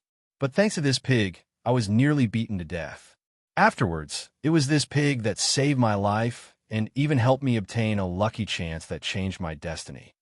He suddenly smiled. "The reason you and I are able to meet can be considered because of this pig. Westgate, don't you think this is a bit funny?" Solitary Westgate earnestly looked at Chinyu. After determining that he wasn't joking, he was left speechless. Just what was going on here? The Kuan beast's eyes widened, a dull expression on its face that seemed to say, "I'm uncultured, don't lie to me." This wild boar was friends with the demon sovereign? This was absolutely impossible. It clearly ran out from a black hole in space. You haven't even gone in, so how could you recognize it? But the Kuan beast only dared to roar these words in its heart. It didn't dare to speak them out loud. What nonsense! Chinyu had already said this, and it still dared to question him. Did it think that it had lived for too long? Just now it had felt sad for the wild boar's bitter experience, and now it was angry that it had escaped calamity It could only be said that the Kuan beast was being unreasonable. Chinyu lightly said, "What? Don't you recognize me? Eastern Mountain Sect, Medicine Garden, Mountain Valley. Do you remember?" The wild boar's mouth fell open, a shocked expression on its face.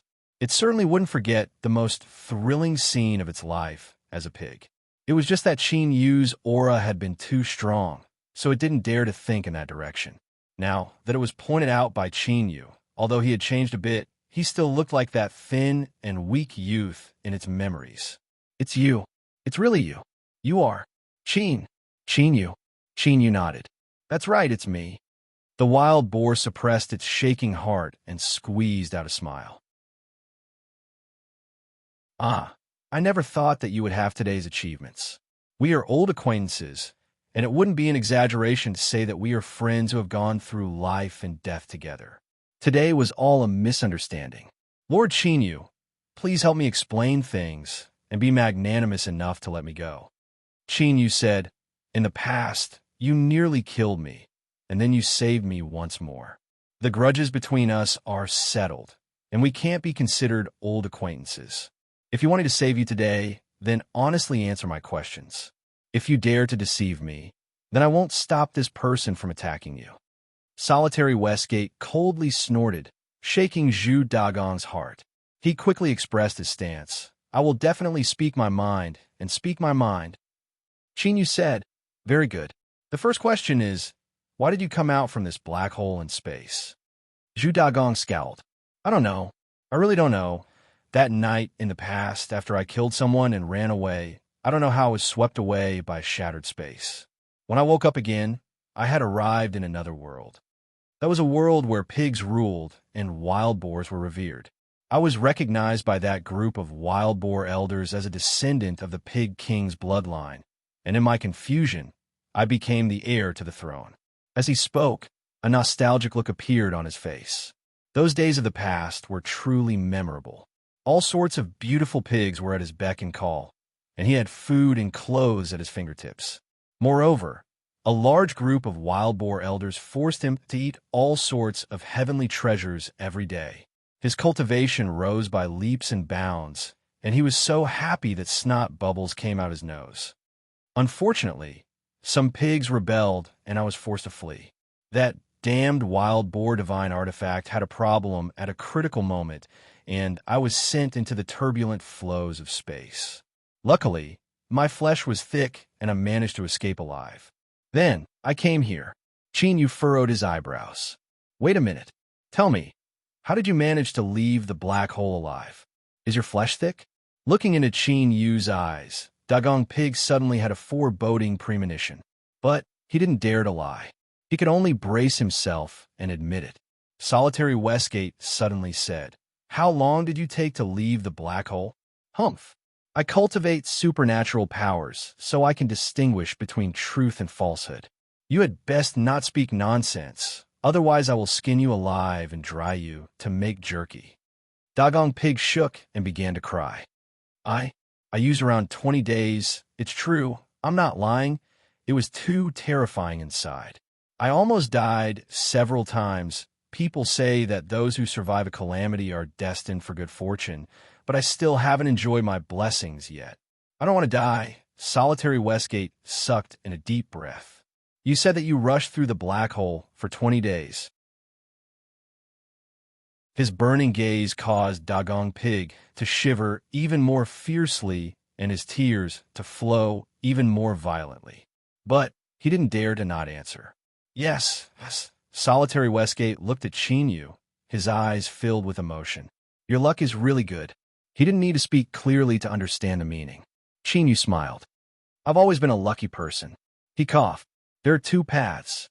The first is what Westgate said just now, and that is to skin you alive and dry you to make jerky. The second is to enter the black hole with me. There isn't much time, so choose now." Dagong Pig was stunned. If the first path was death, then the second path was no different from death. Was there even a need to choose? Choose your sister. Choose. He incomparably hoped that Chinyu was joking. But as he looked into his eyes for 3 seconds, Dagong Pig's final hopes were shattered. It was true. He really wanted to enter the black hole. Thinking back to those 20 days when he wasn't a pig, Dagong Pig had trembled like a sieve. This time, he wasn't acting.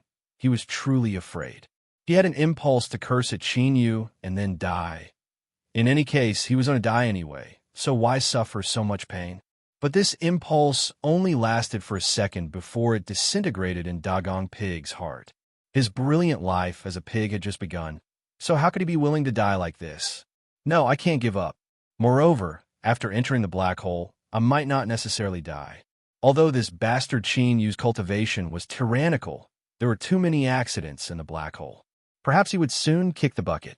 If I hurried back at that time, perhaps nothing would happen to me. Yes, I can't give up. I have to persist. After Dagong Pig's thoughts violently fluctuated, he looked up with a heavy expression. I choose the second path. Yu smiled. Smart. Then let's not delay any further. Let's go. Dagong Pig was stunned. Big brother, this was the same as seeking death. Didn't you need to prepare yourself? Even if you were prepared, you should say your goodbyes. Why did you turn around and leave like this? Seeing Yu walk towards the black hole, Dagong Pig clenched his teeth and struggled to keep up. Solitary Westgate loudly said, Yu, you must return alive. You owe me so many favors, and I am waiting to collect them all. Yu didn't look back. He waved his hand. As I said just now, my luck has always been excellent. Within 200 years, I will definitely return. Solitary Westgate laughed. Good. I promise you that before you return, I will look after everything for you. Thank you. After speaking, Yu lifted his hand and grasped the air. As Dagong Pig cried out miserably, he grabbed him and stepped into the black hole. Shwa, as if they had fallen into black water, the man and pig instantly vanished from sight. The feeling of stepping into the black hole was like being placed in an incomparably terrifying vortex. It wildly spun around, leaving one dizzy and disoriented.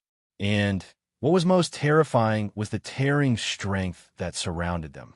Even with Yu's mortal body's intensity, he still felt a stabbing pain beneath this tearing strength. He had no choice but to revolve his magic power to resist it. On the other hand, Zhu Dagong, who was at the side, was much calmer. The thick, black, and shiny fur on his body trembled slightly, dispelling the tearing force. Turning around, he could faintly see the exit he had just stepped through. Turning back was simple, but moving forwards was difficult to predict whether he would live or die, or, to be more precise, it was a 9 out of 10 chance of death and 1 chance of survival. Yu didn't hesitate. He looked away and said, Let's go. Dagong Pig wailed in his heart. He could only follow behind. But just as he took a step forward, an icy voice echoed in his ears. You walk in front. He was stunned. Looking at Yu's indifferent face, Dagong Pig cursed inwardly. You bastard. Even if you wanted this Grandpa Pig to be your shield, there was no need to make it so obvious. But no matter how much he cursed in his heart, Dagong Pig didn't dare to reveal any of his thoughts. His thick limbs moved forwards, and when Yu couldn't see his expression, his lips curved up in a sly smile. Hee, Yu, no matter how treacherous and shameless you are, not being familiar with this black hole is your greatest shortcoming. Do you think that the dangers in the black hole all come from the front? Fine, even if most of them come from the front, the back might not be safe. Then, I ask you to do a good deed and end your own life as soon as possible so that this old pig can hurry up and leave. You will die a worthy death, and I will be free. As his thoughts raced, Dagong's eyes suddenly widened. His forelegs pushed outwards, and he began to wildly run through the black hole. Yu frowned. He didn't stop him or ask any questions. His figure flickered, and he followed closely behind. Just as they rushed out, a turbulent space flow suddenly appeared in the black hole behind them. Passing through the distorted space barrier, one could faintly see a gray world within. As if sensing the aura of life, a loud roar resounded through this world. Then, the distorted space barrier was torn apart from the inside, and a skeletal hand drilled out, grasping at Yu and Dagong Pig. Yu's mind shrank. Loud rumbling sounds rang out from within his body. This skeletal hand actually caused an instinctive great fear to rise up from the depths of his soul. At this time, the turbulent space flow in front of them vanished just as it had appeared. The skeletal hand retracted like a bolt of lightning before the space closed. Who? Chinyu let out a long breath. He discovered that a cold sweat had formed on his back. No wonder solitary Westgate feared this black hole so much. In just a single breath of time, he had faced two great dangers. His eyes fell on Dagong. This fellow also had a frightened expression. He lifted his front hooves and wiped the sweat off his face. Qin Yu's eyes flashed. He said, "Let's keep going." He didn't have a clear destination, but he had to at least choose a high-level cultivation world that was suitable for survival. He hoped that his luck would be better and he could find a suitable exit as soon as possible. Reality proved that bragging didn't have a good ending. In the following 4 days, they encountered turbulent space flows several times and ran into numerous dangers. One of the strange winged beings that was thrown in by the turbulent space flows roared out some incomprehensible syllables. It took Chinyu a great deal of effort to kill this person. What was hateful was that after this winged being died, its body directly exploded, causing a massive turbulent space flow. Luckily, Chinyu had run away quickly, otherwise he would have been dragged to the grave with it. Dagong led the way in front. He groaned inwardly. For days had already passed. If they went any further, he wouldn't be able to find the way back. But this bastard Chinyu, not only was he cautious, but he was also strong. He had managed to escape several dangerous situations and still hadn't been injured. If things continued like this, he wouldn't be able to return even if he wanted to. He could only follow this bastard all the way to the dark. As he was feeling vexed, Dagong's eyes widened, revealing a hint of struggle. But soon, this struggle turned into determination. He had to go all out. Taking a risk was better than waiting here to die. He had to do it. Dagong roared out loud. His limbs gathered strength, and he rushed forwards like a bolt of lightning. This wasn't the first time he had done this. And sure enough, Chinyu's feet moved, following behind him like a shadow. Roar! Dagong suddenly roared. He raised his 2 hind hooves and used all of his strength to ruthlessly kick backwards. His hooves instantly rose up, erupting with a rich black light. A tyrannical strength swept out like a tide. Chinyu lifted a hand and punched out. Dagong cried out pitifully as he was sent flying away. But his eyes were actually filled with surprise.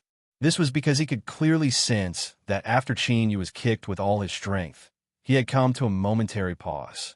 That was already enough. As his body tumbled in the air, Dagong grinned. He lifted his front hooves and waved them at Chinyu. "Goodbye, bastard." Bang! A turbulent space flow suddenly appeared. Like a crocodile in a swamp, it opened its massive mouth and swallowed Chinyu.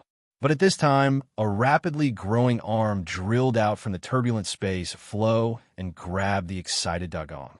"Don't!" With a miserable cry, Dagong was pulled in. In the next moment, the turbulent space flow vanished into a black hole. Chinyu, who had transformed into an ancient, desperately resisted the destructive strength that came from the turbulent space flow. His complexion was pale. He had already asked solitary Westgate. After entering the space of a black hole, the most terrifying fate was to be sucked into the turbulent space flow. This was because this sort of turbulent space flow had no coordinates or direction. Any life that was sucked and would be sent to any random world, this sort of uncontrollable and unpredictable nature in itself represented a great deal of danger. Chinyu had already discovered that besides Dagong's thick skin and thick flesh, he also seemed to have a keen sense for danger.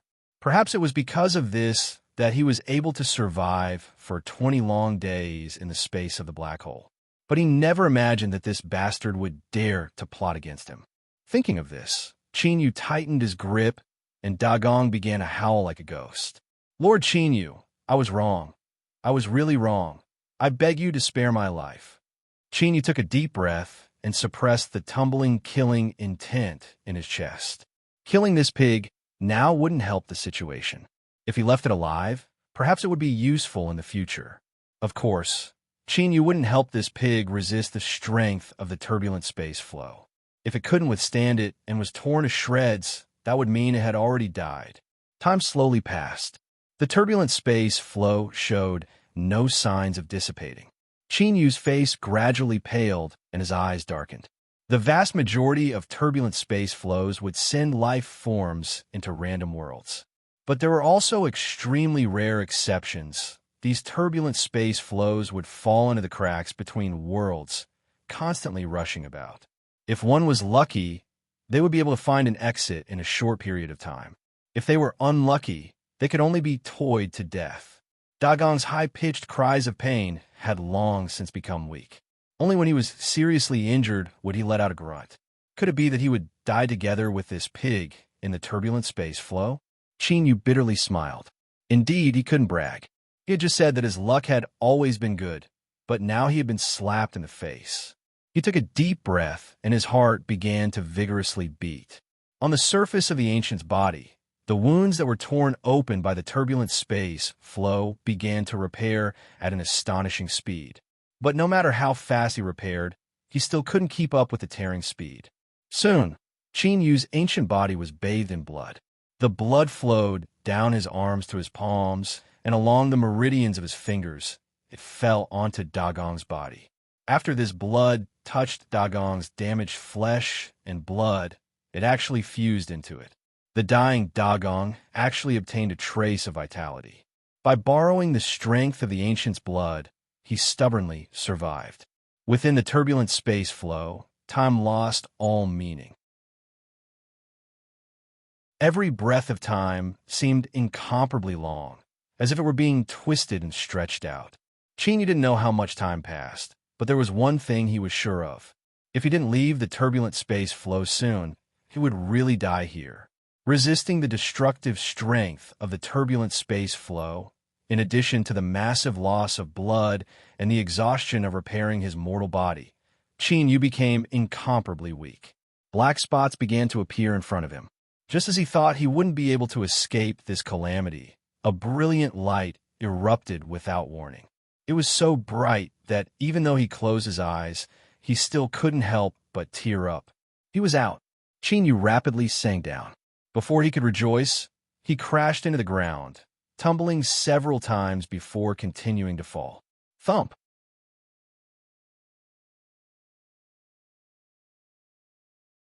Chapter 677.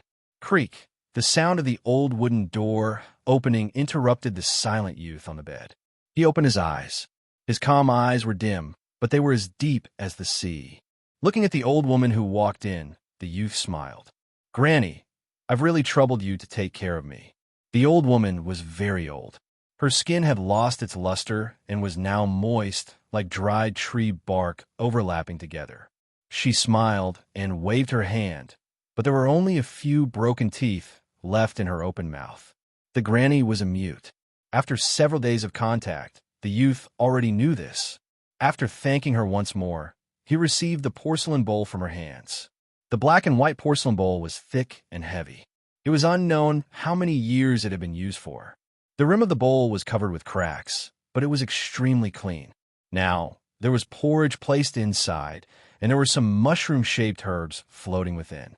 The youth sighed inwardly. He had indeed met a good person.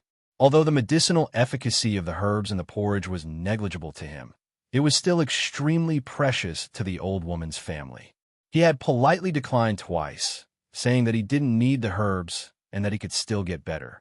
But he had been scolded by the hale and hearty old man, who said that if a young man didn't pay attention to rest and recuperate, it would be troublesome once he grew older. The porridge tasted very good. Rice and herbs mixed with the smell of burning firewood. The youth drank it all and returned the bowl with both hands. "Granny, once my injuries are healed, I will definitely repay you." As he said this, his attitude was incomparably earnest. The granny smiled and nodded. She gestured for him to lie down and rest. Then, she turned and left with the bowl. Before the wooden door closed, he heard another set of footsteps in the courtyard, light and vigorous. The granny stopped and called out. The young woman's impatient voice sounded out. "I'm not hungry. Don't disturb my sleep." A figure flashed outside the wooden door. Although it was fast, it was enough for Qin Yu to see the owner of the voice for the first time. She wore a close-fitting leather coat and hat. Although it was thick and heavy, it couldn't hide the young woman's beauty. It was just that the exposed skin was dark and rough, causing her charm to dim by a great deal. At the door, the granny sighed. She closed the door and left, but her footsteps were clearly slower. It was clear that her mood was heavy. On the bed, the young man frowned. As far as he was concerned, being able to have a pair of kind and loving grandparents was already an extremely great fortune, and this young woman really didn't care about her fortune. Shaking his head, the young man closed his eyes and began to organize the information he had obtained from the elderly couple over the past few days. Without a doubt, he was very lucky. Even though he was almost killed by the spatial turbulence, the world he entered was very suitable for cultivation. The extremely rich heaven and earth origin energy in the air was no worse than that of a demonic path small world. This was the best proof of this. It had to be known that the demonic path's small world was the foundation of the entire demonic path. After countless generations of cultivators, it had reached its current level. And where was Qin Yu right now? In a remote mountain village, in the home of an old shepherd and his wife. There was no comparison between the two. Without a doubt, the cultivation standard of this world far surpassed that of the land of divinity and demons. But as to what level it was still unknown. That's right. The youth lying on the bed, recovering from his injuries, was the Qin Yu who had stepped into the spatial black hole and fallen into Zhu Dagong's trap. After a long time, he opened his eyes and muttered, "I can't absorb any of the rich heaven and earth origin energy here. Once I recover my ability to move in several days, I will have to find a way to expel the remnant space annihilation strength from my body as soon as possible." When Qin Yu left the turbulent space flows, he had nearly lost the ability to resist. A massive amount of space strength had corroded into his body, and his cultivation had shattered. His ancient body had been severely damaged. If it weren't for his vitality being formidable enough, he feared his mortal body would have died long ago. With such serious bodily injuries, without the help of external strength, he would need an extremely long time to recover by relying on his own regenerative abilities. Qin Yu simply couldn't wait. Letting out a deep breath, Qin Yu suppressed the anxiety in his heart. In the current situation, he could only take things one step at a time. He closed his eyes and began to attempt to awaken the shattered cultivation in his body. Even if he could only control a small portion of it, he would still be able to gradually restore himself. Unfortunately, the space annihilation strength was extremely firm. The remnant power within Qin Yu's body was like an iron cage that locked down his cultivation. Even after trying for a long time, he still couldn't obtain anything. In his weak state, Qin Yu soon felt tired and fell into a deep sleep once more. 3 days later, Qin Yu was finally able to get off his bed and walk around. Although the demon body's strength was slowly recovering, as long as he recovered even a tiny bit, it would be enough for him to maintain his mobility. This gave Qin Yu some confidence. As long as he could leave this room, he would be able to find a way to restore his injuries. The granny grinned at Qin Yu. She was amazed by this young man's regenerative abilities. After falling from such a high place, he was actually able to get out of bed in just a few days. His physique was amazing. The silver-haired old man humphed. "In the past, I also fell down once. I was able to walk in 4 days and recover in 20 days. The elders in the village said that I had a talent for cultivation, but my luck wasn't good and I wasn't chosen by the immortals." Looking at Qin Yu's pale complexion, the old man frowned. "Young people shouldn't try to be brave. Your injuries haven't healed yet, so it's best if you lie down." Qin Yu smiled and shook his head. "I've been lying down for several days and my entire body is numb. It feels good to sit down and bask in the sun for a while." The old man nodded and continued to work on his carpentry. He was too old and couldn't continue to graze. If he picked up the skills he learned in his youth, he would be able to support the family. The granny brought out a cushion for Qin Yu and began to prepare fodder for the young black-horned sheep in the pen. This was a type of sheep that was snow white with 2 black horns on its head. Its meat was incomparably delicious, and it was very popular with the guests outside the mountains. It was the family's most valuable asset, and also their main source of income. Chinyu smiled as he chatted with the old man. He listened to him brag about his experiences in his youth, and also asked about the surrounding areas. Unfortunately, the furthest the old man had been to was Descendant City, which was 300 miles away, so he couldn't give Chinyu any useful information. With Chinyu's wisdom and experience, it was easy for him to make others feel as if they were bathing in a spring breeze. The more the old man spoke, the more excited he became.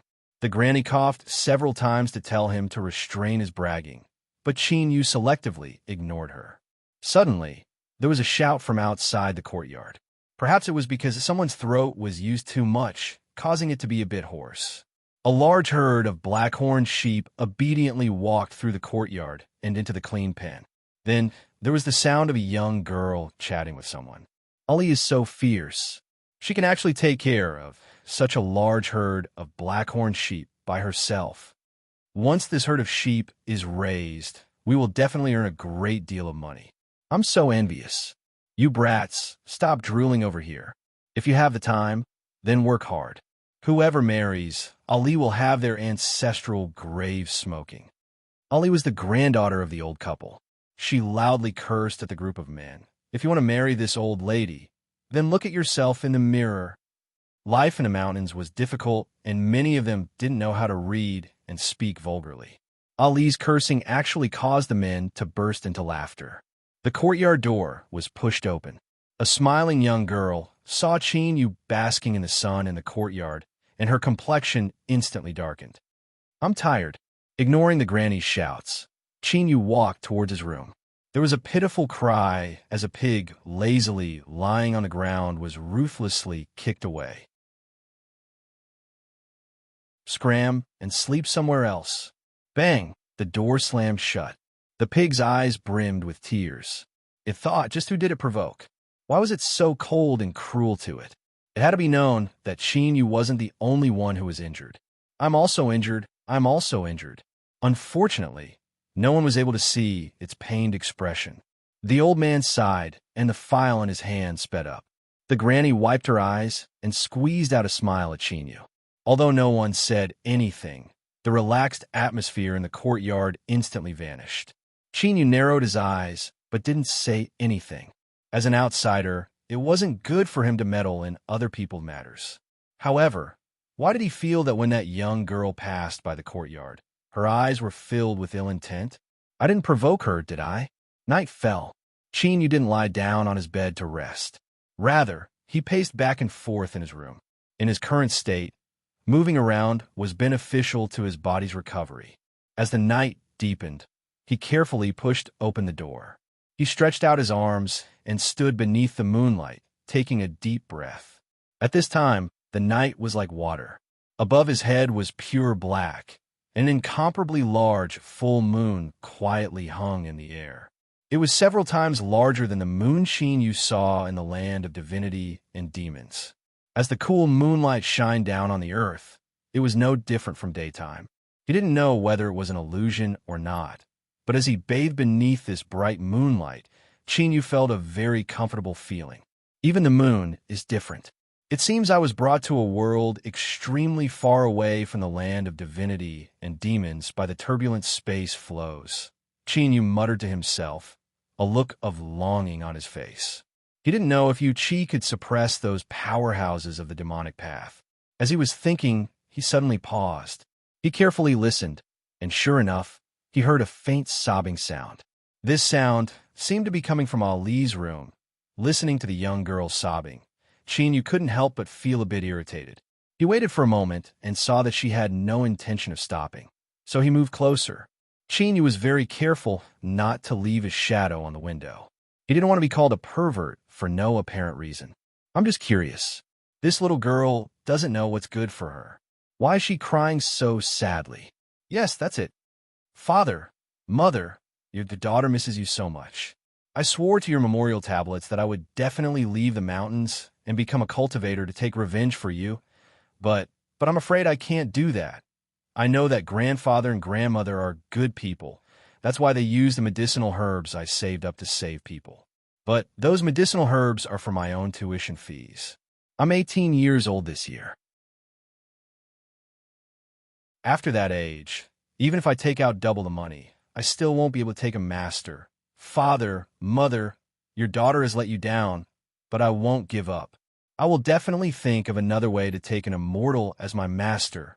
Outside the window, Chin Yu's complexion stiffened. He never imagined that the crux of the young girl's behavior during this time was actually because of him. This was a bit embarrassing. As he was lost in thought, he suddenly heard a sound behind him. Chin Yu turned and looked at the old man in the moonlight, feeling a bit guilty.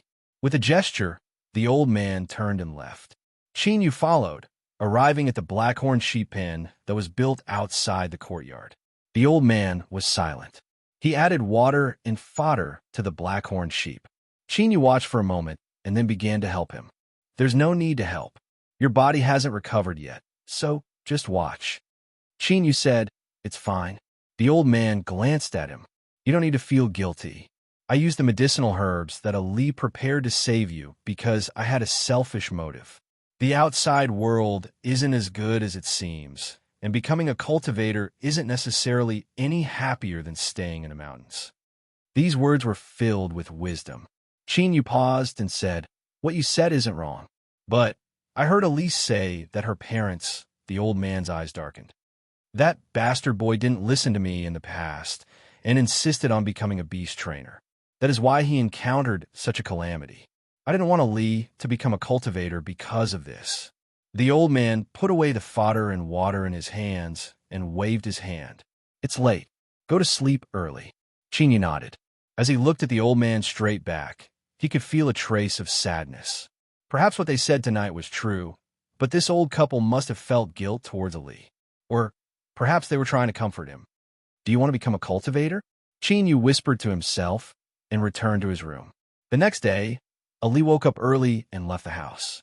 It could be seen that the young girl had covered herself up, but she couldn't completely cover up her swollen red eyes. Seeing Chin Yu sitting in the courtyard, the young girl frowned. She walked outside without a word. Shouts soon sounded out. Large herds of blackhorn sheep were herded into the mountains for grazing. The granny gestured with her fingers, indicating that Chin Yu didn't care. He smiled and shook his head. The old man woke up a bit later than usual. After washing up and sitting down, the granny began to serve him a simple breakfast. "Brat Chin, since your body is fine, sit down and eat with us." Chin Yu nodded. He wanted to help, but was stopped by the granny, so he sat down first. He looked at the porridge the granny brought over and said, "My injuries are almost healed. There is no need to use expensive herbs." The old man frowned. He looked at him and said, "All right, this is the last meal. Drink it clean." Chin Yu smiled and agreed. After eating, the old man began to drink tea. Although the tea leaves were crushed, the taste was quite good. After taking 2 sips, Chin Yu looked at the granny who was preparing the fodder. He said, "I've mostly recovered, so I want to find something to do. If the old man isn't worried, can I help Ali distribute some of the pills?" He pointed at the blackhorn sheep cubs. "I think it's time for them to leave the pen." The old man put down his teacup. "You don't need to go home?" Chin Yu shook his head. "There is no home here." It was unknown what the old man thought of, but he didn't ask any further. He nodded after a long moment of silence. "All right, I also have a set of tools for grazing. You could try bringing a few blackhorn sheep with you." Chin Yu smiled and nodded. "All right, I'll listen to you." He turned and looked into the distance at the rolling mountains. His eyes narrowed, a hint of anticipation in them.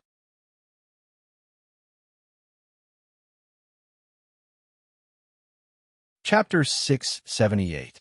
Great Green Mountain was where the old master's family lived. The name of this mountain range didn't have any special meaning. This mountain range ran from east to west. Some peaks were steep, and there were some that had gentle slopes. Because the steep peaks were extremely high, they blocked out the passing water vapor and formed abundant rainfall. Thus, the flat areas were filled with rivers and streams, creating a large amount of grassland suitable for grazing. Qin Yu was currently standing on one of these grasslands. He wore thick leather pants and a white fur hat. He held a long whip in his hand and looked a bit like a qualified herder. Qin Yu took a deep breath and felt the rich heaven and earth spiritual strength around him. He smiled and kicked the pig that was playing dead on the ground. Who would have thought that a wild boar would have abilities similar to a treasure-hunting mouse? Hurry up and get to work. Don't forget, you are now my blood-fed beast. If anything happens to me, you won't be able to escape either. Big Pig howled in grief. He opened his eyes and ran towards the edge of the grassland, soon submerging into the forest. Before going out to graze, the old master had repeatedly warned Qin Yu not to leave the safety of the pasture area and enter the wilderness where all sorts of powerful monster beasts lived. Although Qin Yu's movements weren't hindered, his body was still weak. Even if he knew that there were treasures growing in these forests, there was no way he could go and pick them. Luckily, he had a wild boar that he could safely control. In the turbulent flows of space, Big Pig had absorbed the blood of Qin Yu's ancient body to survive. But he had also inadvertently signed an ancient master recognition contract with Qin Yu, becoming his blood-fed beast. In the past, he hated that he couldn't kill Qin Yu, but now he had to do everything he could to ensure that Qin Yu could safely live on. This was truly a great mockery. It was no wonder that Big Pig had such a half-dead appearance every day. As the sun set in the west and the light dimmed, there was a loud rumbling sound in the forest at the edge of the pasture. A large cloud of dust soared into the sky, and a thick tree was directly knocked down. Zhu Dagong ran out in a panic, holding a tricolored flower in his mouth. The flower stem was overflowing with light, and it was clearly a rare treasure. Bang! Behind him, over a dozen trees toppled over, revealing a massive shadow. This shadow seemed to be afraid of something. It angrily roared several times before leaving. Qin Yu looked at the dividing line between the pasture and the mountain forest. His eyes flashed, and he immediately suppressed his thoughts. Zhu Dagong lay on the ground panting. He looked like he had just been fished out of the water. His muscles were twitching, and he looked like he was about to collapse. Although his cultivation had temporarily disappeared, his eyesight was still sharp. He could see that this fellow was only exhausted and would be fine after a short rest. He squatted down and took the tricolored flower from Zhu Dagong's mouth. He wasn't sure what this thing's true effects were. However, to an alchemist, identifying all kinds of spiritual objects was one of the basic skills, so it was not difficult for him. He carefully extracted some juice from the rhizome and sniffed it. Although the tricolored flower did not seem to be harmful, there are all kinds of things in the boundless world. It was not like there were no venomous things that liked to grow into an attractive appearance. The most famous examples were the Thousand Illusion flower. It was far more attractive and harmless than the tricolored flower in front of him.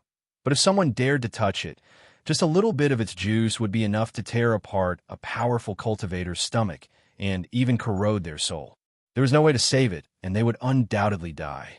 Qin Yu had just arrived, and the cultivation level of this world was, in theory, absolutely higher than that of the land of divinity and demons. He certainly didn't dare to be careless. Luckily, nothing disgusting happened. This tricolored flower was indeed a treasure. Although its effects were ordinary, it just happened to be useful in restoring the mortal body. Qin Yu had already discovered that in order to restore his cultivation, he had to first dispel the annihilating power of space in his body. But this was an extremely difficult matter. Taking a step back, restoring his mortal body became Qin Yu's best choice.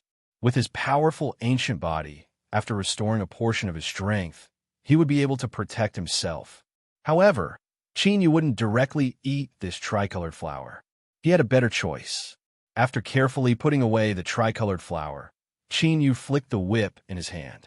With several loud shouts, he drove the herd of disobedient black-horned sheep down the mountain to the village. After the first day of herding ended, the granny carefully inspected the condition of the black-horned sheep. She couldn't help but smile and gesture to Qin Yu, praising him. The old man stroked his beard, a smug expression on his face. I can tell with a single glance that little Qin is good material for herding. But you still have to guard against arrogance and be careful in everything you do. Don't make any mistakes." Qin Yu smiled in agreement. A moment later, Ali returned with an even larger flock of sheep. As usual, she didn't give Qin Yu a good look, but she seemed to reflect on her actions.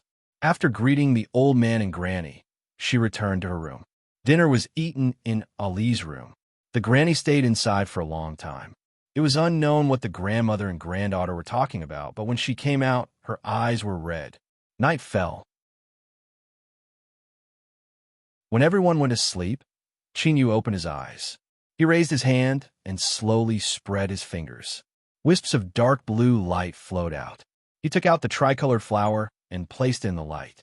The originally wilted flower that had been picked suddenly bloomed with a bright light. The petals gently trembled, and there seemed to be a tricolored light flowing on its surface.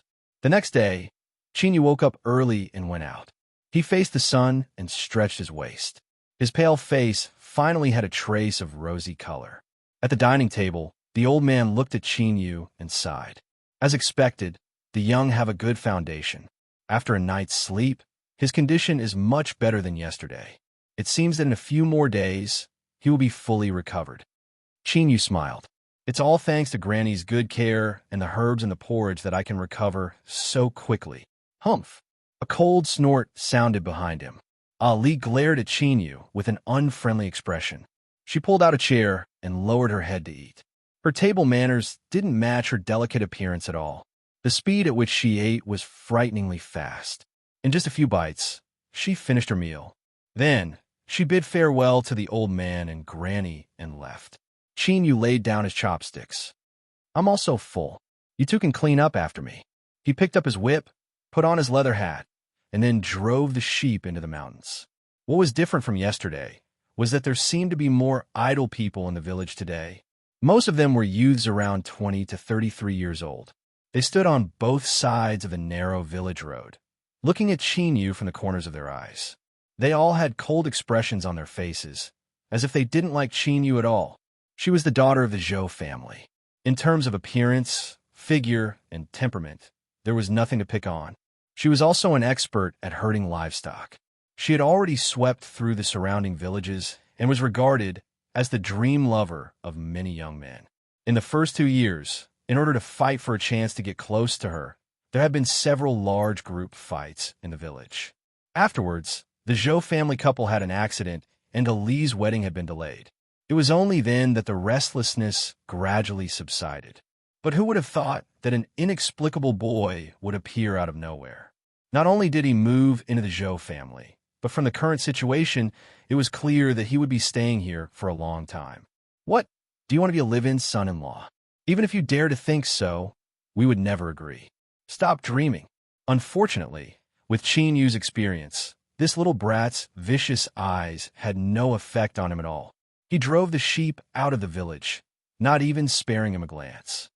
This boy is too arrogant. His lust has reached the heavens. Just you wait.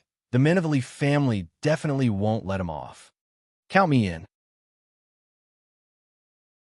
I have to think of a way to ruthlessly punish him. I have to let this boy know just why flowers are so red. With the pig in his left hand and the sheep in his right, Qin Yu walked away in an extremely flashy manner. Amidst the low curses of the crowd, he ran away. Don't look so sad. Yesterday was a bit dangerous, but as long as you ran a bit faster, nothing bad would have happened. Hearing Qin Yu's careless words of comfort, Big Pig nearly exploded on the spot. "You bastard! How could you call it a bit dangerous? If it weren't for this Lord Pig's nimble legs, I would have died yesterday." But now he was a fish on the chopping block. No matter how much bitterness he felt, he could only swallow it down. Big Pig nodded in resignation. He was a beast raised by the blood of the ancient race. He was doomed to never be able to escape. He chose a grassland that was dense and lush with green and tender grass. He let the blackhorn goats spread out to search for food on their own. He gave Zhu Dagong a meaningful glance, and this fellow lowered his head and went off to search for spiritual objects. Watching it fly away, a trace of worry flashed in Qin Yu's calm eyes. In the turbulent flows of space, the wild boar had also suffered serious injuries. Its remaining strength was less than a tenth of its original state. Having it search for spiritual objects was only a last resort. Chinyu had to think of a way to change the current situation as soon as possible. He couldn't place all of his hopes of recovery on Big Pig's shoulders.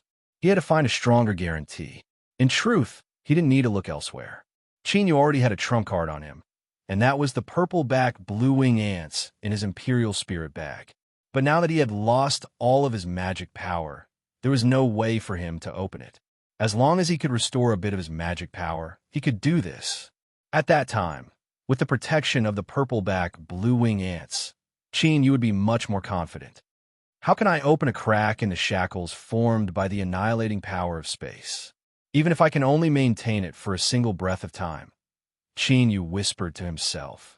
He subconsciously frowned, a look of worry on his face. This was truly a difficult problem. On the second day of grazing, the wild boar brought back a blue gourd. It opened its mouth to reveal a thick golden liquid that resembled honey. Smelling it, one would feel refreshed. In terms of quality, the blue gourd was absolutely above the tricolored flower. But Big Pig had also paid a price for it. There was a gash on its forehead that extended from its head to its nose and nearly pierced through its eyeballs. It was a miserable sight. After comforting it, Chinyu couldn't help but fall into a daze. As he thought, his worries were beginning to come true. Once something happened to Big Pig, his recovery plan would immediately be interrupted. If so, then the situation Chinyu faced would truly be disastrous. Looking at Chinyu's absent-minded appearance, Big Pig's lungs nearly exploded with rage. This ungrateful bastard, this Lord Pig will curse you to never be erect for the rest of your life. Ah! Chinyu simply didn't notice that Big Pig was nearly angered to death. As he was thinking about other matters, he hurried the flock of sheep towards the mountain village. A group of mountain village youths were already waiting for him at a place he had to pass. Look, that boy is coming. Good. My fists are as big as bowls, and I'm already finding it hard to resist. Have him stand up and walk away on his stomach. Hee, the timing is just right. Ollie should be here soon. Let her see just what kind of man is the best choice for her. As these words were spoken, the mountain village youths began to rub their palms together, filled with even more vigor. They decided that in the following beating, they would display their most awe-inspiring performance in order to move the heart of this beautiful woman. Unfortunately, what they didn't know was just what sort of situation they would face. They had guessed the beginning, but they hadn't guessed the ending from the very start. The script had deviated from their beautiful imaginations. Hey, foreign boy, stand still for me. The Lee family's boss shouted out loud. But before he could finish speaking, he couldn't help but swallow the rest of his words. Across from him, there was a wild boar that was fiercely staring at him. The ferocity in its small eyes actually caused his legs to cramp. Damn, for better or worse, this father was still an experienced herdsman, okay? He had encountered countless jackals, wolves, tigers, and leopards in his life, but he had actually been frightened by such a small wild boar. This was simply too shameful. The Lee family's boss regained his composure, and his face flushed red. But before he could do anything, there was a loud, rumbling sound as the earth trembled. The wild boar bared its fangs and rushed forwards. My butt. What kind of pig is this? It's actually so strong. Save me. In just several blinks of an eye, the aggressive mountain village youths had been ravaged by the wild boar. They cried out for their parents, rolling and crawling in all directions. Chinyu regained his composure. All he saw was a complete mess. Big Pig, who had vented his anger, walked back while shaking his fat butt. No one died, right? Oh, that's good. Let's go. With a flick of his whip, Chinyu drove the flock of sheep into the village, leaving behind a group of bruised youths with inexplicable grief and indignation. They had actually been bullied by a pig. What happened to you all? A young girl's surprised voice sounded out. Ali looked at the distressed village youths in front of her with a puzzled expression. The Lee family's boss immediately let go of his hand that was covering his butt.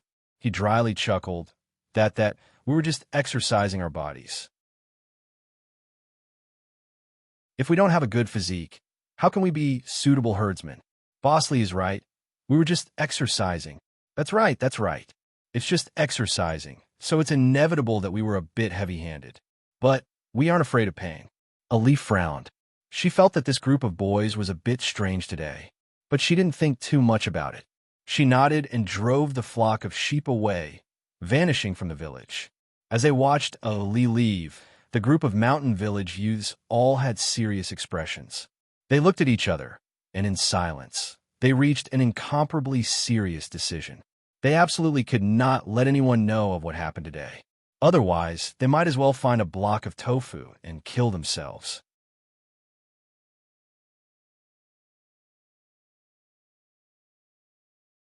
Chapter 679. During dinner, Chinyu was absent-minded. He kept looking at the empty space in front of him, thinking about how to restore some of his magic power. He didn't notice that the one sitting across from him was Ali.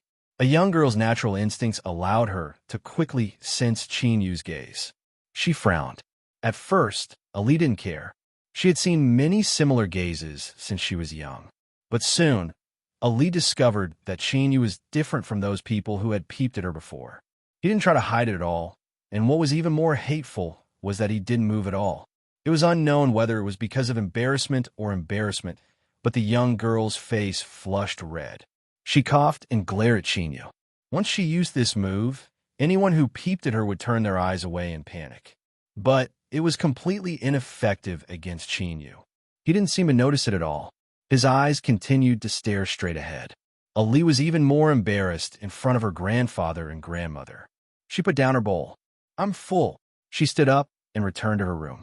This bastard, pervert, villain, she didn't know why, but as she thought of those pitch-black eyes, Ali felt a bit flustered. Chinyu finally regained his composure. He turned to look at Ali, who had slammed the door shut. He asked the old master, "Ali, what is it?" If this didn't involve his granddaughter, the old master would have given him a thumbs up. This boy's shameless style was very similar to the old master's when he was young. The granny's eyes swept up and down Chinyu's body. She grinned, revealing several lonely teeth, and her eyes became even more benevolent. Chinyu's heart tightened. He felt that something was wrong, but he couldn't say that his mind had wandered off just now. He hurriedly finished his meal and prepared the grass and water that the old master needed for the night. Then, he bid farewell and returned to his room to rest. That night, the old couple was lying in bed. The granny patted the old master's shoulder and made a few hand gestures. The old man said with a smile, "Looking at the situation, Chin Brad is indeed interested in our daughter.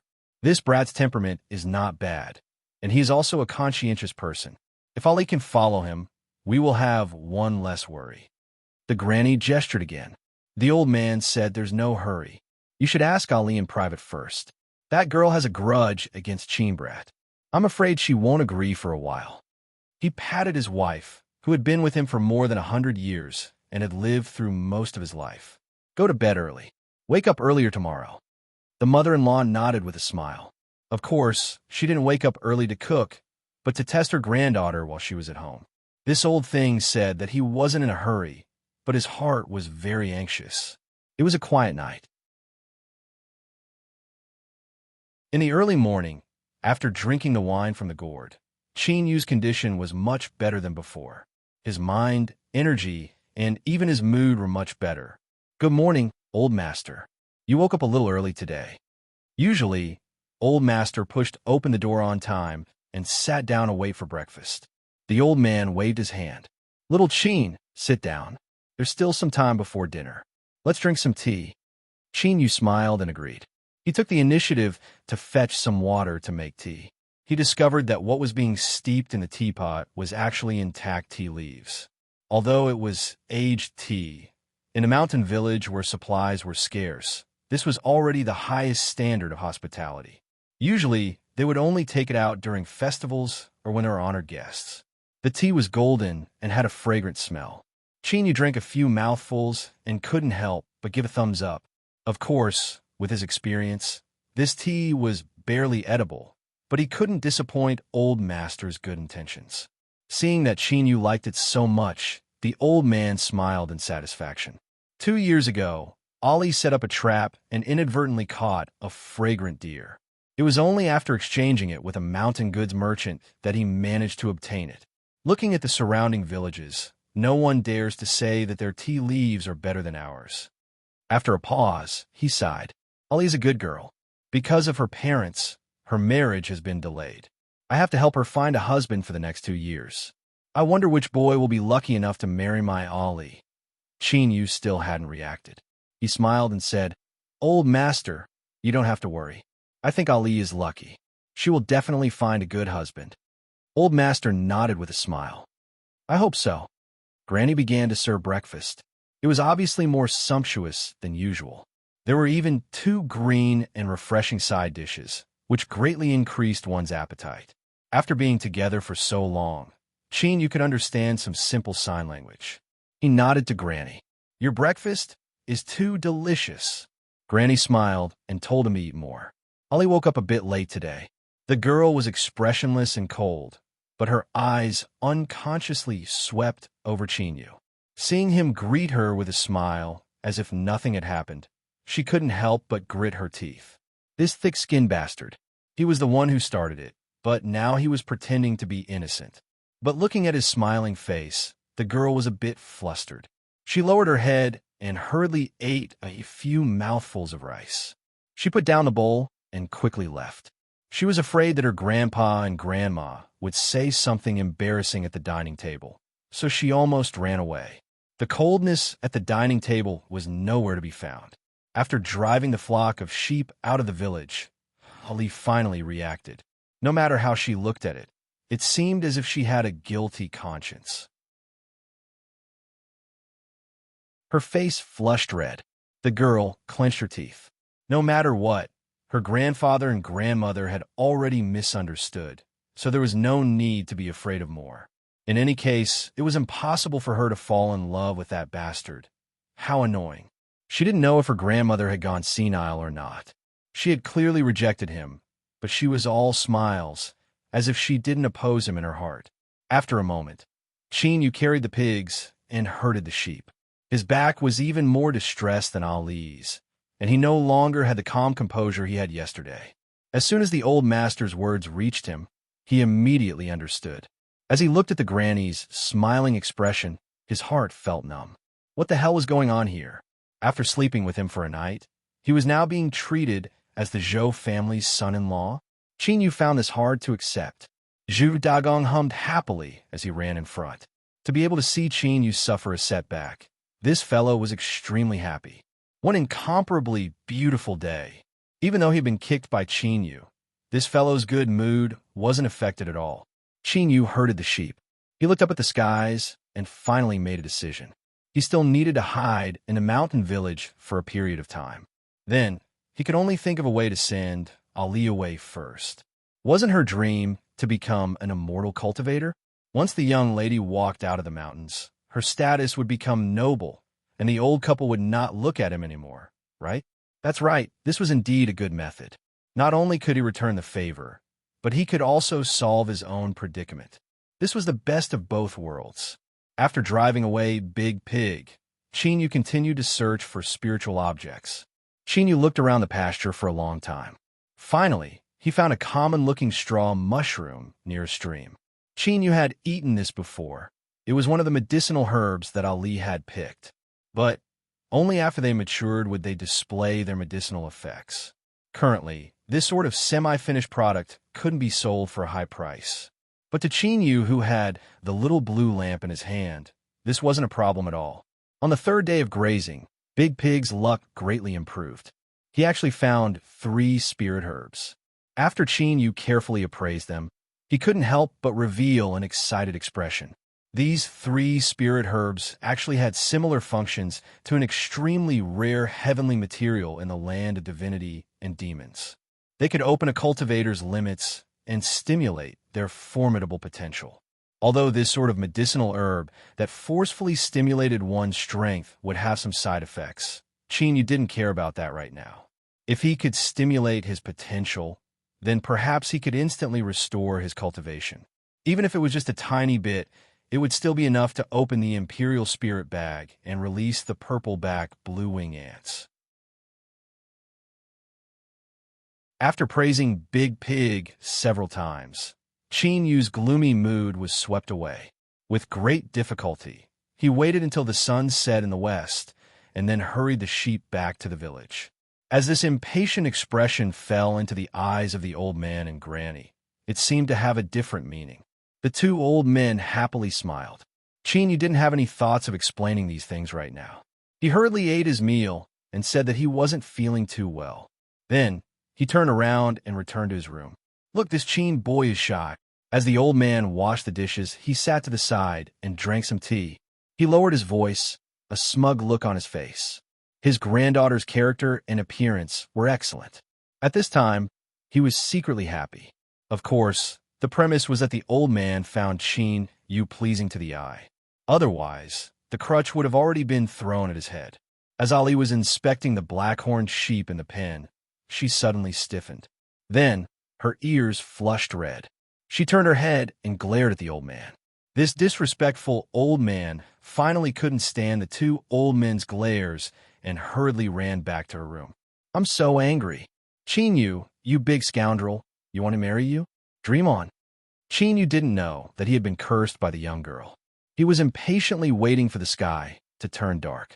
After observing them for the past few days, Qin Yu was able to determine that the old man's family were all ordinary people and didn't know any cultivation methods. But being a bit more cautious was always good. He couldn't expose the existence of the little blue lamp, otherwise with his current condition, any random young cultivator could easily kill him.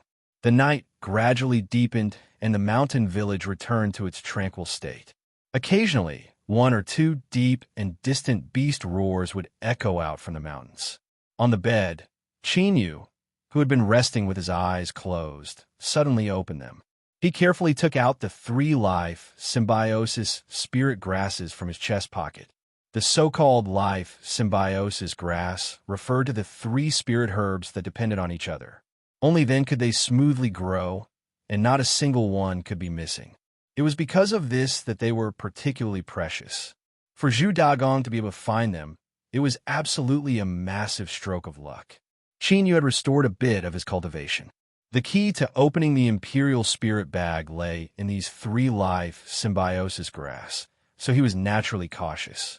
He opened his fingers and a deep blue light gushed out.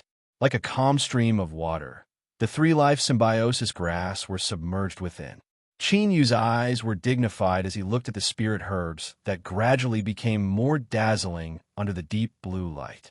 After a long time, he slapped his forehead and took out the half-finished medicinal herbs he had picked from the riverside, placing them into the corner of the blue light. He didn't sleep for the entire night. When the sky brightened, he heard the sound of the granny pushing open the door. Qin Yu turned his hand, and the deep blue light scattered. Looking at the 3 vibrant green spirit herbs that seemed as if they were carved from peerless jade, Qin Yu smiled. They were truly worthy of being called life symbiosis grass, and their potential was astonishing. Even after being illuminated by the little blue lamp for an entire night, they still hadn't reached their limit. He carefully put them away, keeping them close to his chest. Then, Qin Yu stood up and stretched his body. There was the sound of cracking bones. Although he hadn't slept all night, as he smelled the scent of the 3 spirit herbs, Qin Yu didn't feel tired at all. Rather, he was in high spirits. For the next 2 days, Qin Yu quietly grazed the animals. He didn't send Zhu Dagong out to look for other spiritual objects, but instead had him guard the pasture. The value of these 3-life symbiosis grass was self-evident. But ever since Zhu Dagong brought them back, the mountain had been completely quiet. This was abnormal. Of course, there was a faint possibility that the 3-life symbiosis grass hadn't been discovered by the monster beasts in the mountain. But Qin Yu didn't rely on luck.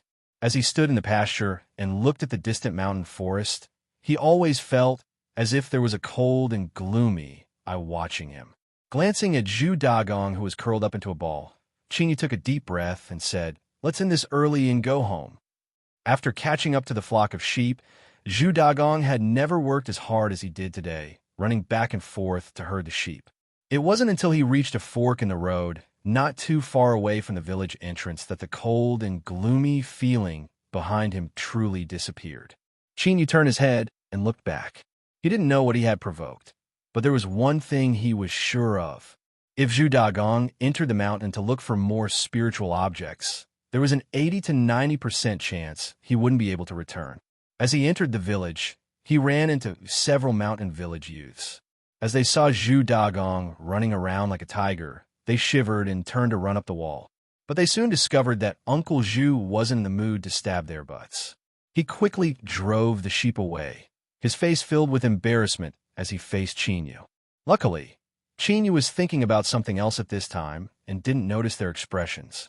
He nodded to them and left in front of everyone's eyes. That boy, was he laughing at us just now? This?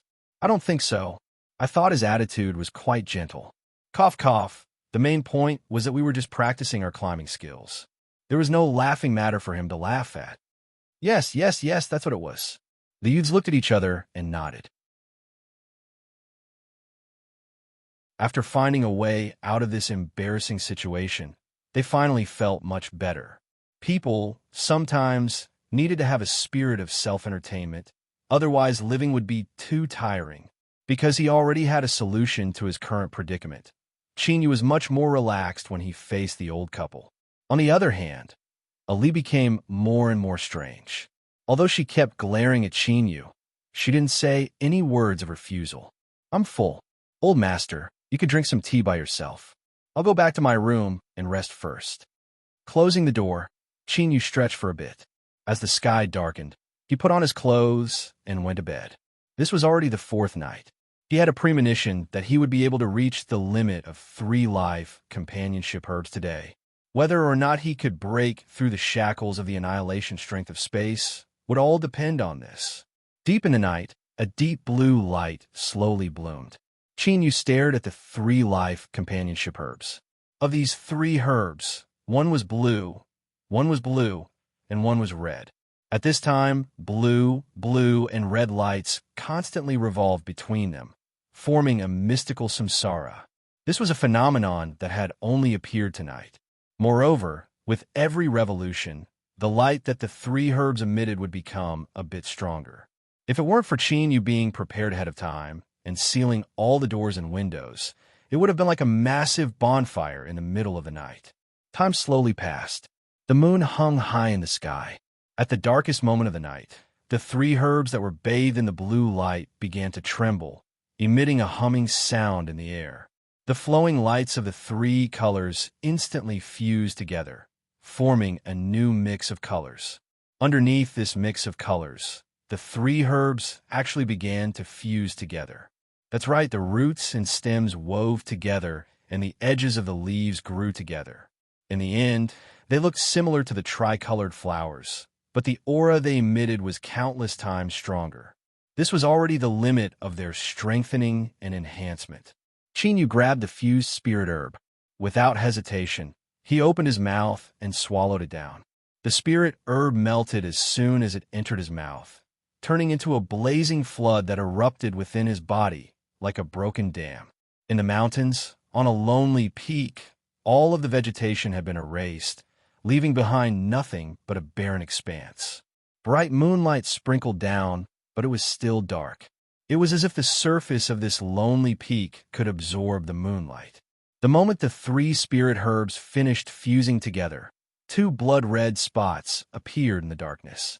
They were incomparably deep, like an endless sea of blood, filled with an icy coldness and ruthlessness.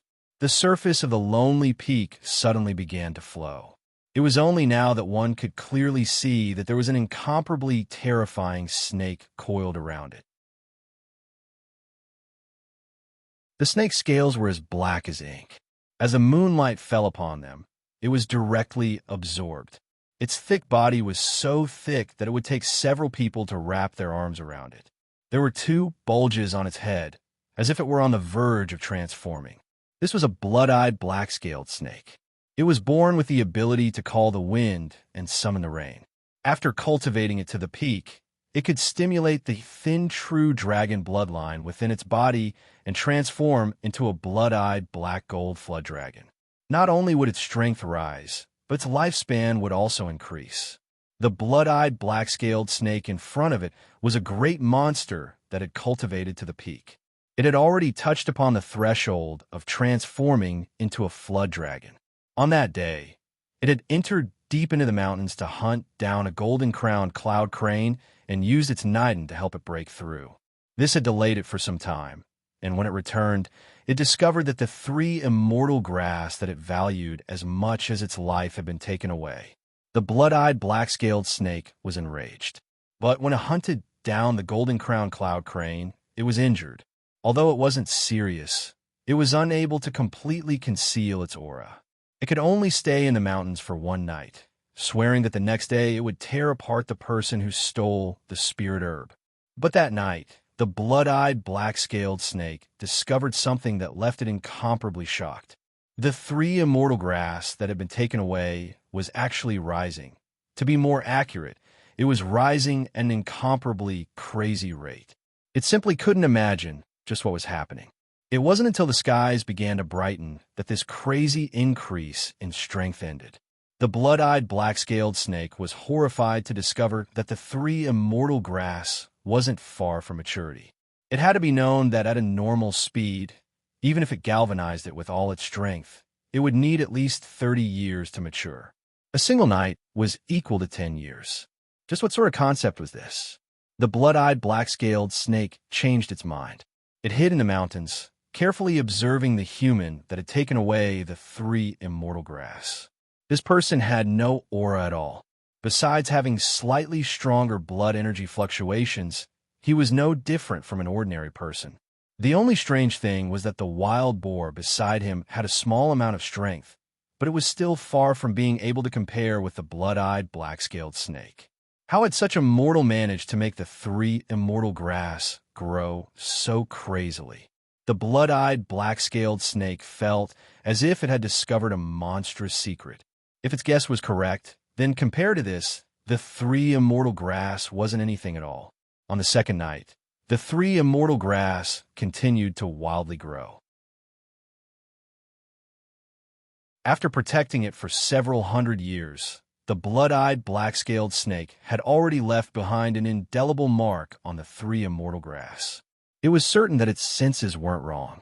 If so, then there was definitely a great secret hidden on this weak human's body. It wanted to obtain this secret. After observing for the 3rd day, the blood-eyed black-scaled snake was able to determine that this human was just an ordinary human that couldn't pose a threat to it.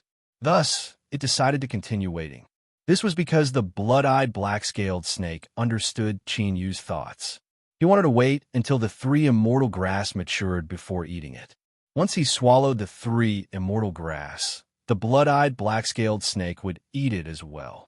That would be the same as having another flesh and blood furnace, causing the medicinal efficacy to increase by 30%. At that time, not only would it be able to make a breakthrough and transform into a black gold flood dragon, but it would also be able to obtain the heaven-shaking secret hidden on this human's body. And now, it was time for it to seize everything. Roar! The blood-eyed black-scaled snake reared its head back and roared. Dark clouds surged up in the skies, covering the moon. Heavy rain began to pour down. A powerful aura caused countless monster beasts to fall to the ground, their bodies shivering.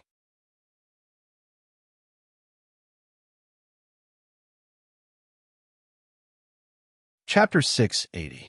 The terrain of the mountains was complex and the climate was ever-changing. It was common for wind and rain to suddenly arrive, but at this moment, Qin Yu, who had swallowed the 3 immortal grass, felt a trace of oppression. It wasn't obvious, but it was like maggots in one's bones, seeping into the deepest parts of one's flesh and blood. It made one instinctively feel great fear. He wasn't sure what had happened, but it should have something to do with the sudden storm outside the window. Subconsciously, he thought of the cold chi that he had sensed coming from the mountain. It was like a bolt of lightning flashing through the fog his mind. The storm tonight was caused by the guardian monster of the accompanying spirit herb. Qin Yu fiercely looked up. Because of the symbiotic spirit grass, a fluorescent light appeared in his eyes. His vision instantly pierced through the house and the wind and rain, and he saw the massive blood-eyed black-scaled serpent in the dark clouds. In the blink of an eye, Qin Yu understood his current situation. Once this monster snake descended, not only would he die, but he would also implicate the entire mountain village. Ah! As he roared out loud, the blood vessels in his neck bulged out. Disregarding the damage to his body, he detonated the complete strength of the twin life spirit grass. Like a volcano erupting, a scorching hot torrent crazily attacked the cage formed by the annihilating power of space. Above Qin Yu's eyes, the tiny blood vessels instantly filled with blood, turning scarlet. Blood flowed out from his head. The cage formed by the power of space annihilation trembled. Without hesitation, Qin Yu galvanized the strength of the spirit grass and launched a second attack. His body shook violently, and a large amount of sweat mixed with blood soaked his robe. His face was pale. The first spurt of energy, the second exhausted, and the third weakened. After failing twice, Qin Yu knew that this was his last chance. If he couldn't break through the power of annihilating space, then today would be the day he died. I, Qin, have cut my way through thistles and thorns in my life. Even if I am a tiger that has fallen to the plains, I will not be killed by a tiny little demon snake. Break for me. Break. Break. After the third impact, Qin Yu spat out a mouthful of blood. At almost the same time, there was a light cracking sound within his body. Bang! A powerful aura erupted from Qin Yu's body like a great beast awakening. He flicked his sleeve, and an invisible shackle descended, enveloping the entire mountain village and blocking out the wind and rain. Amidst the dark clouds, the blood-eyed black-scaled snake couldn't help but stick out its tongue as its body trembled in excitement. After tonight, not only would it be able to complete its transformation into a flood dragon, but it would also have a high chance of obtaining a heaven-shaking good fortune. Its cold eyes swept across the mountain village. In order to prevent tonight's matter from being leaked, all the creatures in this village must die. Even if it angered the cultivators on the planet, it would not hesitate to pay the price. It opened its mouth and roared, causing the wind and rain to intensify. The blood-eyed black-scaled serpent swayed its body and dove toward the mountain village. It was like a meteor, and if all went according to plan, in a few breaths of time, this mountain village that had lived and flourished for hundreds of years would completely disappear. But at this moment, the blood-eyed black-scaled serpent's expression changed. Its pupils shrank as it stared blankly at the raging storm being isolated by a powerful force. It was like an invisible umbrella had opened up, and it protected the entire mountain village within it, preventing it from being attacked by any external forces.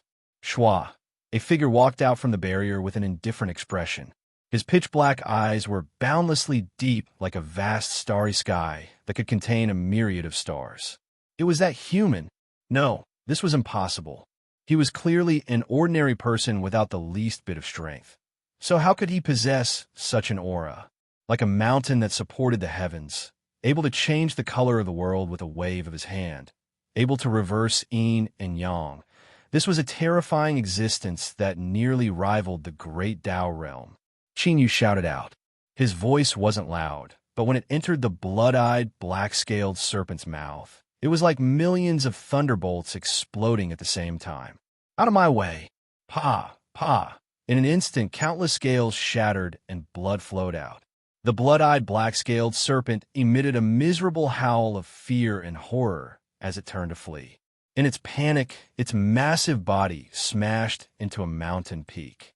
With a loud bang, rocks flew out in all directions and it tumbled down, crashing into the protective strength that covered the mountain village. Qin Yu's complexion instantly paled.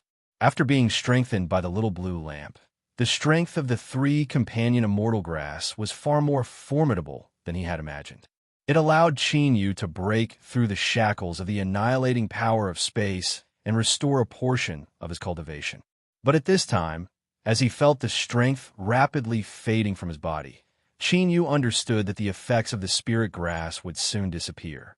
He took out the imperial spirit bag and used the last of his magic power to open it.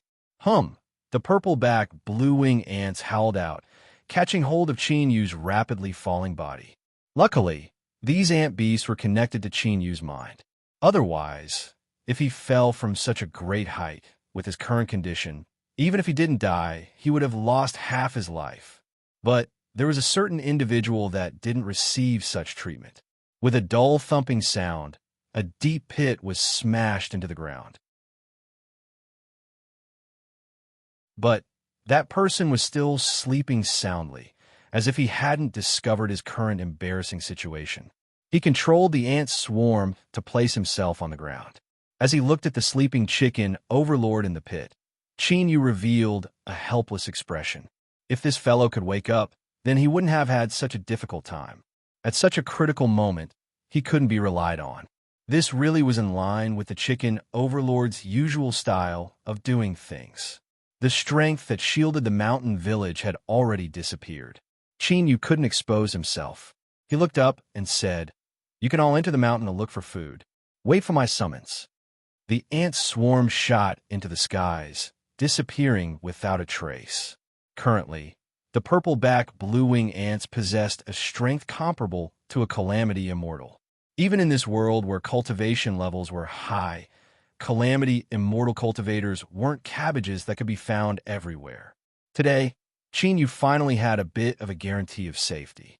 He took a deep breath and suppressed the aching pain in his body. Then, he picked up the chicken overlord and walked towards the Zhou family's small courtyard. The next day, as the sky began to brighten, there was a loud cry of alarm, and the entire mountain village was thrown into a frenzy. Countless villagers widened their eyes as they stared at the huge rocks that came pouring down like a torrent outside the village. When they looked up, they could clearly see that the huge mountain that had existed outside the village for thousands of years had actually been forcefully smashed into pieces. The rocks in front of them were the rocks that tumbled down after the mountain was smashed into pieces. Look at these falling rocks. They clearly came to a stop after crashing into something. This is the spiritual god of the mountain protecting us. Otherwise, we would have died in our dreams last night. The old people in the village had excited expressions. They prostrated themselves on the ground, constantly kowtowing towards the mountain. Soon, the ground was covered in a dense mass of kneeling people. By the time Yu pushed open the door, the village had already finished worshipping the spiritual god of the mountain. Everyone was busily moving away the boulders that had been blocking the village. When the people of the surrounding villages heard the news, they all rushed over. Although they didn't want to believe that the mountain god would favor Depression Village so much, the truth was right in front of them.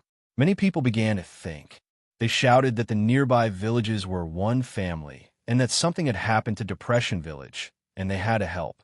However, this proposal was righteously rejected by all the villagers of Depression Village. These boulders were all blocked by the mountain god. Perhaps there was still the aura of the mountain god left within them. Humph humph. How could they allow outsiders to touch such a good thing? Didn't everyone in the village go all out to move the boulders into their homes? Just look at the Leaf family's old master. He was an old man over 240 years old, and yet he was moving the boulders bare-chested. He was even more energetic than a young man. It was said that the old master wanted to use the boulders blocked by the mountain god to grind himself into a coffin. This was a wonderful idea. Even in death, he could receive the protection of the mountain god. The Zhou family's old master was excited. When Yu walked out of the courtyard, he happened to see the old man, his mother-in-law, and Ali desperately pushing boulders into their homes. "Little brat Xin, what are you standing there for? Hurry up and help." The old man's voice was full of energy.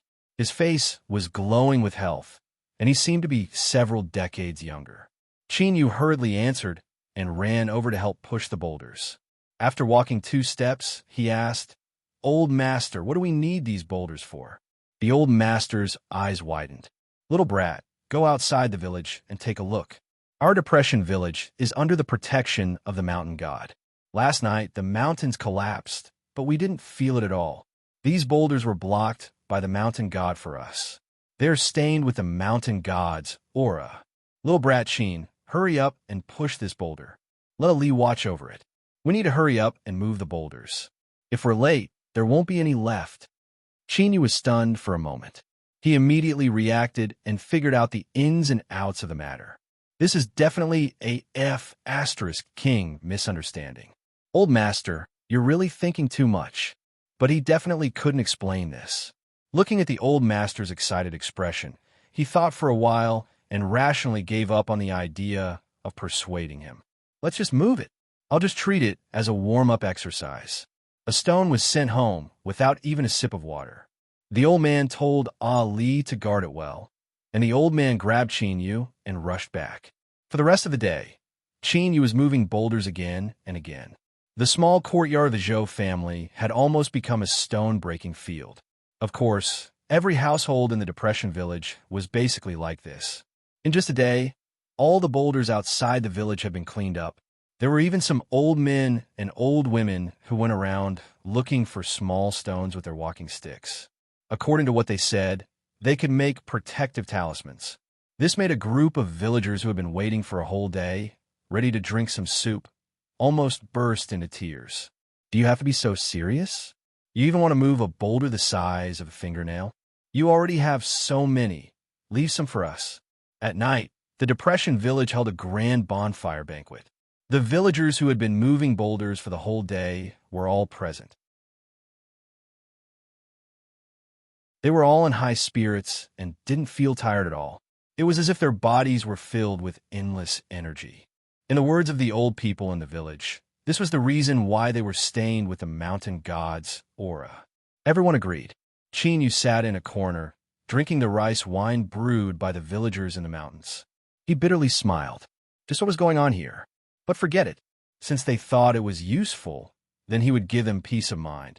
Looking at the lively scene in front of him, his lips curled up in a smile. Perhaps, sometimes ignorance was a kind of happiness. Ali sat among a group of girls, revealing the nature of a young girl. She happily chatted with her companions. Her eyes inadvertently swept over Chinyu and paused for a moment. At this moment, everyone was reveling in joy. Chinyu's faint smile was particularly eye-catching, completely out of tune with everything around him. He was very quiet. Was he thinking of his family and friends? Ali discovered for the first time that this hateful man's smile was actually very beautiful and gave one a sense of peace. Look, Ali is actually peeking him, man. Shua, her face flushed red. Ali coquettishly said, How could I? Who told you to speak nonsense? See how I punish you. The group of girls played together. Their bell-like laughter spread far and wide in the night, attracting the eyes of everyone around them. The revelry continued until late at night. Groups of men staggered from drinking and were supported home by the women. The Zhou family's old man was drunk. Luckily, Chinyu was sober, otherwise it would be troublesome for his mother-in-law and Ali to move him home. After settling down the old man, Chinyu returned to his room and lay down on his bed. His deep eyes pierced through the window and looked at the mountain shrouded in darkness. A day had passed. That snake should have regained its composure by now, right? In the mountain, within the cave dwelling of the blood-eyed black-scaled snake, it was soaking in a pitch-black spring. The broken scales on its body had actually regenerated. At this time, its blood-red eyes were open, flashing with a cold light. It was constantly thinking back to yesterday's events. The more it thought about them, the more it felt that something was wrong. If that human really had the kind of terrifying strength that it sensed and could kill it with a wave of his hand, why would he let it escape so easily?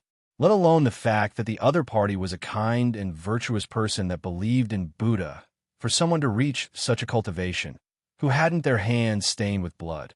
As the blood-eyed, black-scaled snake thought about it for an entire day, a certain thought became increasingly clear in its mind.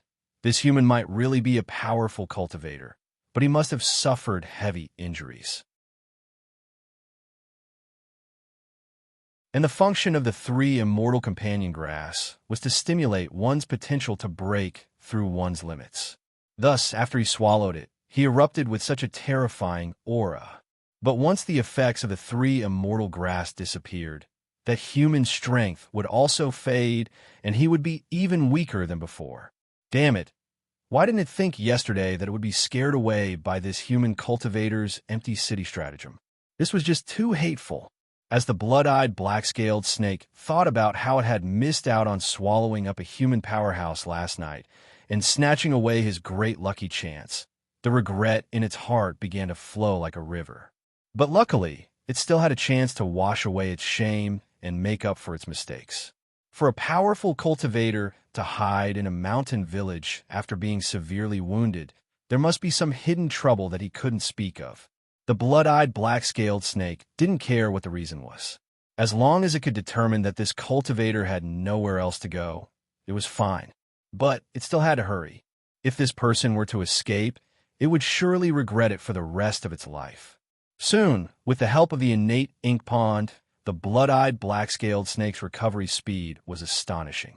By tomorrow, its wounds would be completely healed.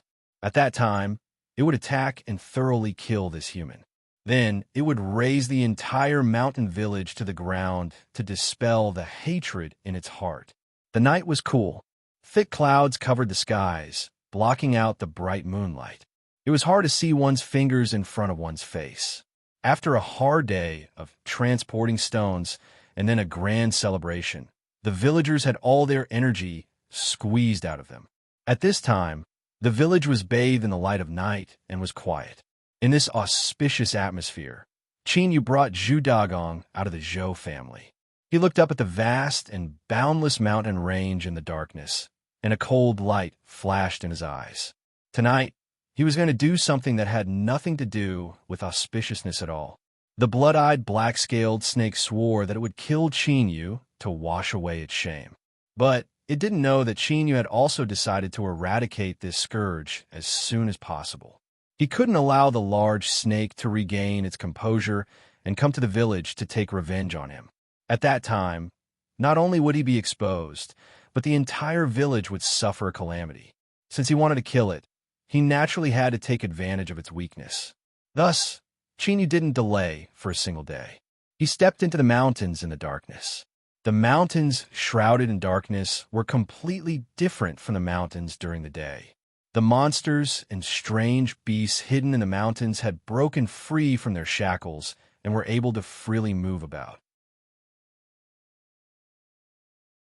Besides incomparably powerful cultivators, no one dared to enter the mountains at night. Thus, not long after Qin and Zhu Dagong left the mountain village, they were locked onto by several pairs of eyes in the darkness. Cold energies wove together, and the smell of blood gradually thickened in the air. Finally, a starving 10-foot-long black-spotted leopard couldn't help but take the initiative to attack.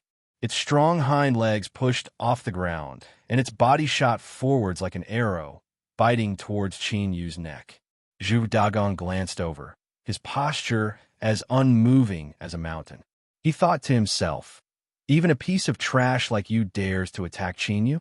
You're simply seeking death." Towards Qin, who had restored his cultivation, Zhu Dagong was filled with confidence. With just a casual flick of his finger, he could sweep through this mountain range. But as the leopard approached, and Qin didn't seem to have any intention of attacking, Zhu Dagong's eyes widened. He stared at him in a daze. "Damn, don't tell me you haven't restored your cultivation yet? Although I, Lord Zhu, am wise and heroic, and I am incomparably strong, I really can't fight a group of leopards alone." Zhu Dagong's body shook, and he cried out twice. Then he rushed forwards. Although he wished that he could strangle Qin to death, he couldn't watch on helplessly as he was dismembered on the spot. Otherwise, he would die with him. But the expected collision didn't occur. That aggressive leopard fell from the skies and fell to the ground, its aura completely gone. What was going on here? Zhu Dagong was stunned. Could have been that his unparalleled beauty had killed it? Damn, I'm so fierce. Hum. A deep rumbling sound came from above. Space itself seemed to tremble. Zhu Dagong looked up and then screamed out loud. He turned and ran away. Behind him, the pitiful cries of monster beasts echoed out. Just as Zhu Dagong turned around, he saw the swarm of ants above him sweep through like a swarm of locusts. Wherever they went, the monster beasts didn't even have their bones left. Even the leopard on the ground was cleanly swallowed. With a wave of Yu's hand, the swarm of ants howled over, slowly flying around him. Zhu Dagong's complexion turned ashen. When did this terrifying swarm of ants appear? This brat Yu, just how many cards did he have in his hands? With a turn of his hand, a broken scale appeared in his hand. This was left behind by the blood-eyed black-scaled snake when it was severely wounded last night. Yu said, "Find this snake and kill it as quickly as possible." There was the sound of flapping wings. The swarm of ants shot into the skies, soaring deep into the mountains. With the purple-back, blue-wing ants' ability, as long as they remembered the blood-eyed, black-scaled snake's aura, there would be nowhere for it to run. Yu kicked Zhu Dagong and had him lie down. Then he sat down on his back and closed his eyes, waiting. A monster beast massacre had just occurred here, and the aura of the purple-back blue-wing ants had yet to disperse. There wasn't a single monster beast that was stupid enough to come here. Soon, there was a loud rumbling from deep within the mountains. In the distance, one could hear the angry roars of the blood-eyed, black-scaled snake. But soon, these roars were filled with fear and gradually faded away. Zhu Dagong shivered. He knew that if there wasn't an accident, then this powerful snake from another world had already died without even a skeleton remaining. The swarm of ants returned in victory, nearly without any losses. Yu used his thoughts to praise them. At the same time, he obtained the treasures that the swarm of ants had plundered from the snake cave. There was more than he had imagined, and there were also many good things. It took a long time to complete the appraisal. Yu smiled. He took a few treasures and placed them on his body. The rest were temporarily safeguarded by the swarm of ants. Once he digested these treasures, his mortal body should be able to restore some of its strength.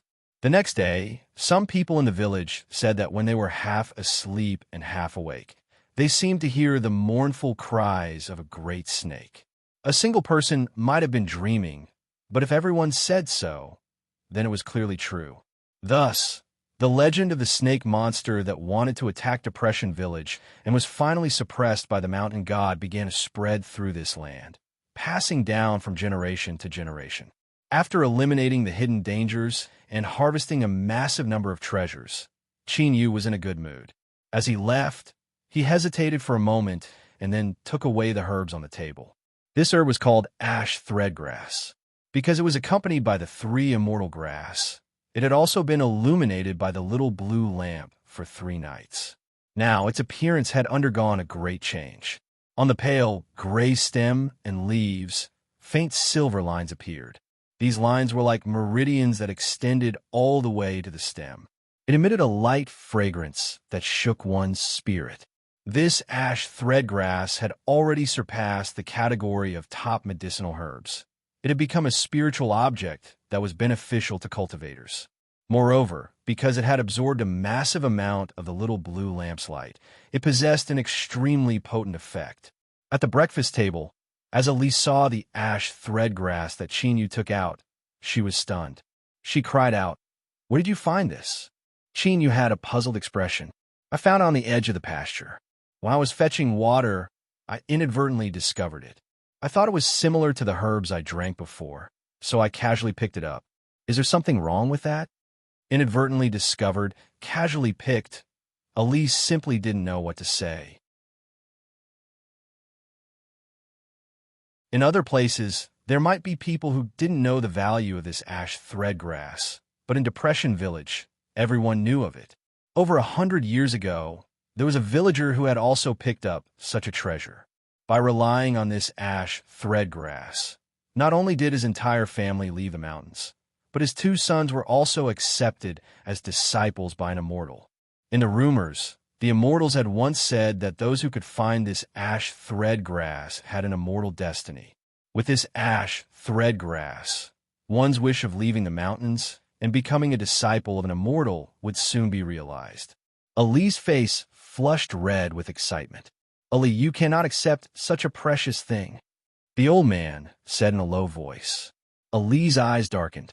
She took a deep breath and said, "Grandfather's right. Yu, since you found this ash threadgrass, then it is yours. With it, You can change your destiny, and your future will be bright. The old man looked gratified and shouted at Chinyu, "Quickly put it away. Don't you understand the principle of not showing off your wealth? In 2 days, I will accompany you to Kuan City. This kind of good thing can only be sold at a good price in a big place." Chinyu shook his head. "I have eaten a lot of ash thread grass from Ali, so it is natural for me to compensate her with this one. Don't worry, old man. I already know its value. But I feel that living in the mountains is not bad, so I have no intention of leaving in a short period of time, unless you don't want me to continue living here for free." Ali suddenly looked up. Her face was full of disbelief. He actually... The old man looked serious. "Little Chin, why don't you put away first and think about it before you make a decision?" Chinyu took Ali's hand and handed the ash thread grass to her. "Ali, from now on, it is yours. You can do whatever you want with it. After eating and drinking, it's time for me to go graze. Old man, when I come back, I hope to taste your treasured tea." The old man's lips trembled. He took a deep breath and said, Okay. I will prepare the tea and wait for you to come back." Chinyu smiled and drove the sheep away. Ali looked at his back and then looked at the ash thread grass in her hand. Her expression was complicated. The mother-in-law hugged her and began to cry, but her face was full of smiles. Her granddaughter's wish could finally be achieved. The old man said in a deep voice, "Ali, no matter what kind of person you become in the future, you must remember that everything you have was given to you by little Chin." After a pause, he stood up. "Ali, come to my room. There's one thing you must promise me before you can use this ash thread grass." After leaving the mountain village, Chinyu, who had solved another problem, was in a good mood. He waved the whip and said, "Everything is developing in a good direction, and it will get better and better in the future. I will not die. I will not."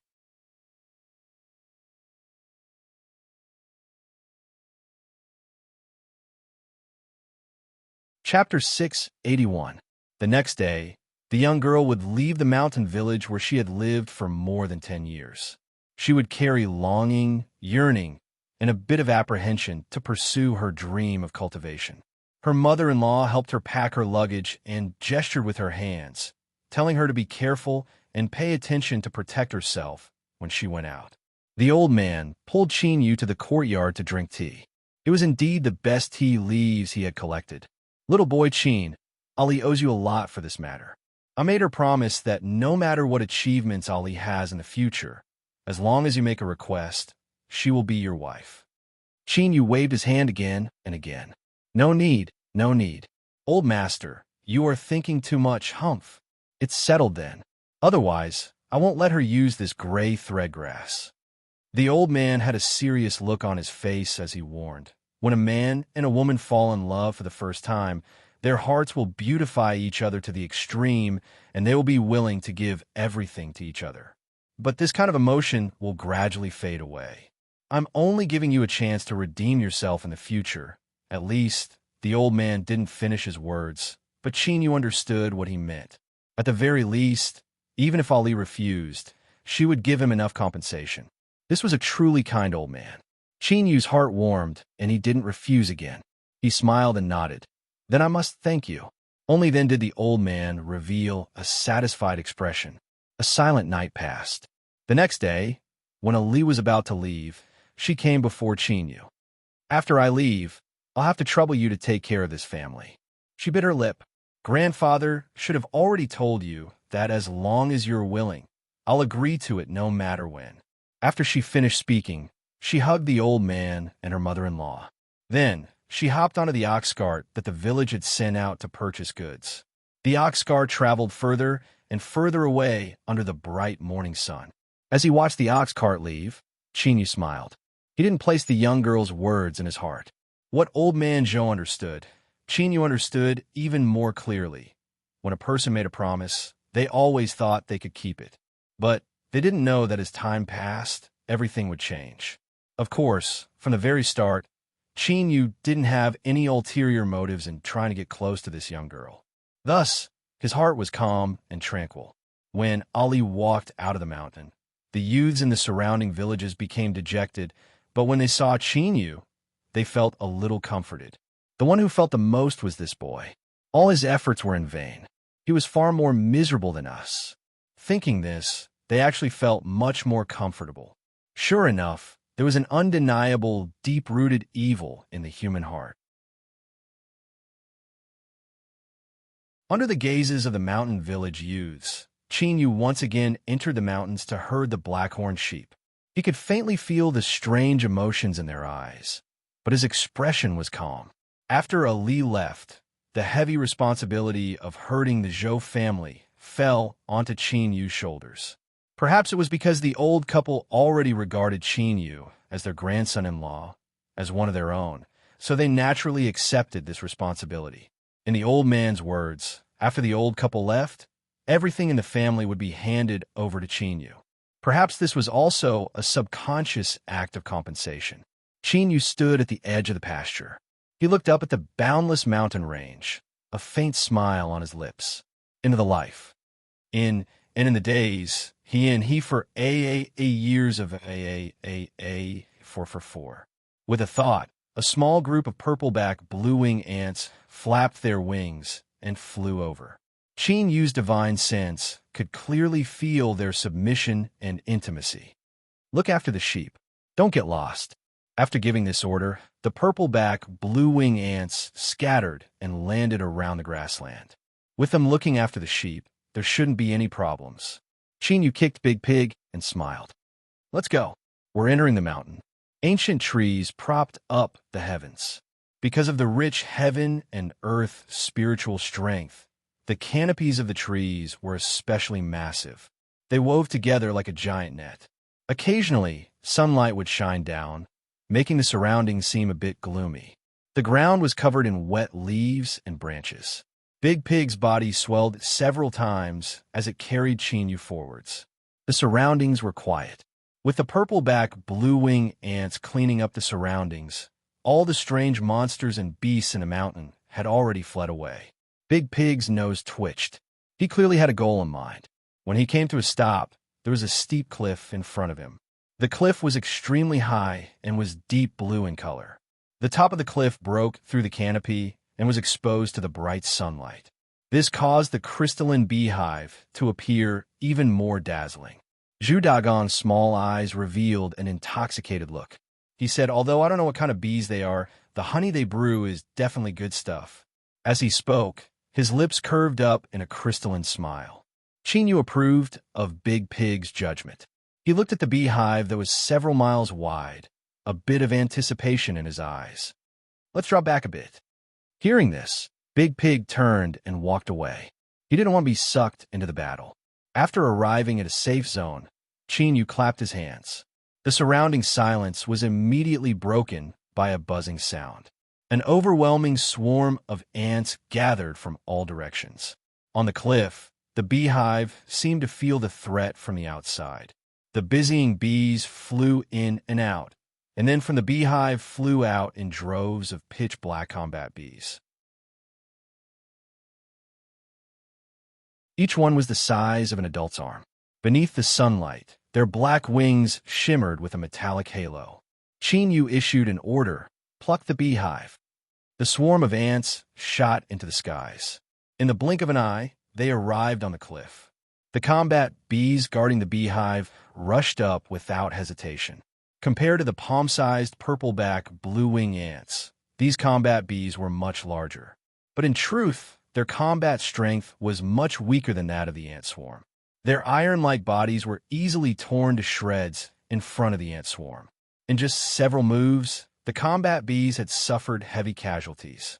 Suddenly, there was a sharp cry from within the beehive. A rich black and purple halo of light erupted from within, instantly sweeping through the battlefield. The combat bees that were covered by this black and purple halo of light suddenly rose up. The ant swarm was clearly suppressed, their speed and strength weakening to varying degrees. Queen Bee? Chinyu frowned. He never thought that the beehive would have such strength. But thinking about it, this was normal. If it didn't have the ability to protect itself, the exposed beehive would have long since been carved up by various monsters and beasts. It would have been impossible for it to survive until today. But this alone wasn't enough to resist the attacks of the ant swarm. After the purple-back blue-wing ants completed their first transformation, whether it was in strength or spiritual sense, they were far superior to ordinary monster beasts. Hum! Hum! The speed at which the ant swarm flapped their wings suddenly accelerated. And what was even more astonishing was that the frequency at which they flapped their wings rapidly synchronized. The markings on the surface of the purple-back blue-wing ants gradually lit up, forming an impact that could be seen with the naked eye. It was like a great wave that swept out in all directions. The black and purple halo of light resisted for a moment before being shattered. Screams rang out from the beehive once more, filled with panic and pain. The combat bees immediately fell into chaos. At this time, a weak voice sounded out in Qin Yu's ears. "Respected and formidable beast tamer, according to the ancient agreement between us, I am willing to surrender to you. I offer half of the beehive savings as well as the secret of a treasure. I ask that you be merciful and allow me and my people to survive." Qin Yu didn't know what this so-called agreement was, but he was concerned about what treasure the queen bee was talking about. If the beehive couldn't obtain it with its strength, then this treasure must be protected by a formidable strength. This also meant that it was precious. Qin Yu's eyes flashed. He said in a low voice, "Tell me the information about the treasure. Let's see if it has enough value to exchange for your lives." The queen bee didn't have any leeway to refuse.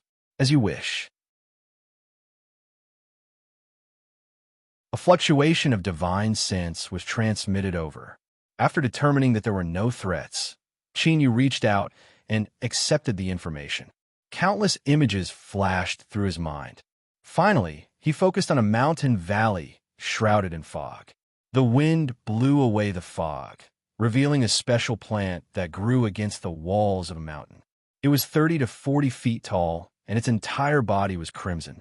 There were several red fruits hanging from its branches. Looking down, his vision became a bit blurry. He could only faintly see that around this flame-like plant, there were all sorts of bones piled up. "Ha!" The image ended here. The queen bee's voice sounded out. "Formidable beast tamer, if my inheritance information isn't wrong, this is a legendary blood flame fruit tree. The fruits it condenses are supreme treasures that can strengthen the flesh and blood body. I once sent combat bees there, but in the end they all died in the fog. In that mountain valley, not only are there all sorts of powerful monster beasts, but there are also natural array formations. It can be said to be extremely dangerous. But the fruits of the blood flame fruit tree are enough to tempt one to take risks. If you are satisfied with this information, please accept my surrender." Qin Yu's thoughts raced. He said, 80%. I want 80% of the beehive's savings." The queen bee's voice suddenly shrank. "This doesn't conform to the ancient agreement. I have already shown enough sincerity." 90%. Qin Yu's expression was cold and callous. A cold light circulated in his eyes. "Remember your current situation. If you don't accept it, then begin fighting." The queen bee was silent for a long time. Then, she dejectedly said, "The beehive will follow your will." They were meat on the chopping block. The result was as he expected. With Zhu Dagong personally searching through the beehive, it was impossible for the beehive to hide any wealth. Besides barrels of honey, there were also all sorts of rare treasures. Qin Yu even found a simple ring. It was pitch black all over and had an unremarkable appearance. After asking the queen bee about its function, Qin Yu revealed a strange expression. But he firmly wore the ring on his finger. The ring of Lyre. After dripping a drop of blood to recognize a master, it could release different levels of aura according to a cultivator's thoughts. To put more bluntly, if a first-level cultivator imagined themselves to be a second-level cultivator, they could release the aura of a second-level cultivator. If they imagined themselves to be a third-level cultivator, they could do so. Of course, the Ring of Lyre required the cultivator's illusions to be complete and accurate. The closer they were to reality, the better the effects were. To Chinyu, this wasn't difficult at all. Although he had temporarily lost his cultivation, his boundary still existed. In a critical moment, this powerless ring of deceit might be able to play an unexpected role. After searching through the beehive 3 times and making sure he didn't miss anything, Zhu Dagong hummed a cheerful tune. He used his tusks to tear open a spatial crack and placed his harvest inside. This allowed Chinyu to discover that it had a special hidden identity. It was a space controller. According to Zhu Dagong, this was an ability that he had obtained after receiving a king's inheritance from the pig race. He had an independent storage space that he could freely open and close at any time. Space controller? Chinyu whispered. He looked at Zhu Dagong, his pitch-black eyes filled with a deep tranquility. This caused Zhu Dagong to subconsciously clamp his legs together, an inexplicable restlessness growing in his heart. After taking out the hive, Chinyu's harvests were amazing. In particular, when he appraised the honey, Chinyu smiled. It actually had the dual effects of nourishing the body and soul. Although the effects were weak, the quantity was astonishing. After being strengthened by the little blue lamp, the color of the honey was like the highest quality liquid amber. With a single sip, he could feel a warm flow flowing through his limbs and bones, finally vanishing between his eyebrows. As he lay down in his room in the Zhou family's small courtyard, Chinyu subconsciously recalled the scene that the queen bee had transmitted to him. It was a mountain valley covered in clouds and mist, as well as the blood flame fruit trees within. The queen bee shouldn't have dared to lie. If so, then once he obtained the blood flame fruit, he could borrow its formidable effects to restore a portion of his mortal body strength. With Chinyu's powerful ancient race body, he could definitely contend with a calamity immortal. Even if he only used a portion of his strength, it would still be more than enough to protect himself. He took a deep breath and suppressed his tumbling thoughts. There's no need to worry. I'm in a state of recovery every day. If I go and seize the blood flame fruit after some time, my chances will be higher. Ever since the beehive had discovered the secret of the mountain valley, the blood flame fruit hadn't been picked yet. This was more than enough to prove that it wouldn't be taken away for the time being. Chinyu had enough time to prepare. The next day, when he returned from grazing, Chinyu placed a bottle of honey that hadn't been strengthened by the little blue lamp on the table. My luck was good today, and I found a beehive. The honey inside is quite delicious. Granny, have a taste with the old man. The strengthened honey was too potent, and the 2 old men's blood vitality was weak. They might not be able to withstand it. Chinyu was well aware of this truth. The granny smiled as she received it. She gestured a few times. The old man went out to work for others again. Chinyu said with a helpless expression. Ever since Ali had left, the Zhou family's old man had worked even harder. In addition to his excellent craftsmanship, he soon became a famous master carpenter in the surrounding villages. Perhaps this was because he had accumulated some wealth in order to compensate Chinyu. Tell the old man that he should rest when he's old. There's no need to work so hard. The granny gestured. She said that the old man had left the mountain and gone to Descendant City 300 miles away to work for a wealthy family. There, he would definitely be able to earn a great deal of money. As the granny spoke to hear, her face lit up with pride. 5 days passed. As Chinyu returned to the village with a flock of sheep, he discovered that outside the Zhou family's courtyard, there were 3 layers of people standing around. All of them were talking, their eyes filled with anger and unwillingness. Seeing Chinyu return, the crowd parted to reveal an ox cart at the entrance to the courtyard with old man Zhou lying on it. His face was covered with black energy, constantly wriggling beneath his flesh and blood. His breath was weak. It was clear he had reached the point where he was a lamp without oil. The granny lay on the side, crying her heart out. Chinyu was soon able to understand what had happened amidst the chatter of the crowd. A moment ago, the Liu family steward who had invited old man Zhou to leave the mountain had brought several people with him and left the ox cart here. They said that the old man had not listened to warnings and had accidentally trespassed into the Liu family's forbidden area. He had been bitten by a poisonous creature and left after leaving behind some money. Looking at old man Zhou's appearance, Qin Yu's heart chilled. He cupped his hands across his chest and said, "I've frightened all of you. My family's old man isn't feeling well, so I won't entertain you any longer." As everyone cried out in alarm, he bent down and picked up old man Zhou and strode into the courtyard. After placing the old man on the bed, Qin Yu said to the granny, "Don't worry, I have learned some methods to treat poison so I won't be infected. Granny, go and boil some hot water. I will need to use it later." The frightened granny seemed to have grasped onto the last straw. She held back her tears and hurriedly left. Qin Yu lifted a hand. He condensed the great Dao finger with poison and pointed it at the old man's body. Black energy gathered and drilled into his fingertip. The old man's complexion quickly improved. But Qin Yu's complexion didn't relax. This was because the true reason the old man had fainted wasn't because of the poisonous energy, but because of an cold strength that had entrenched itself in his body. Although the inspection wasn't thorough, if he wasn't wrong, then it should be the power of a curse. This curse wasn't strong, but the old man was old and frail. In addition to the Liu family's delay, it had already seeped into his bones. If he couldn't remove it soon, he could die at any time. The Senate City Liu family.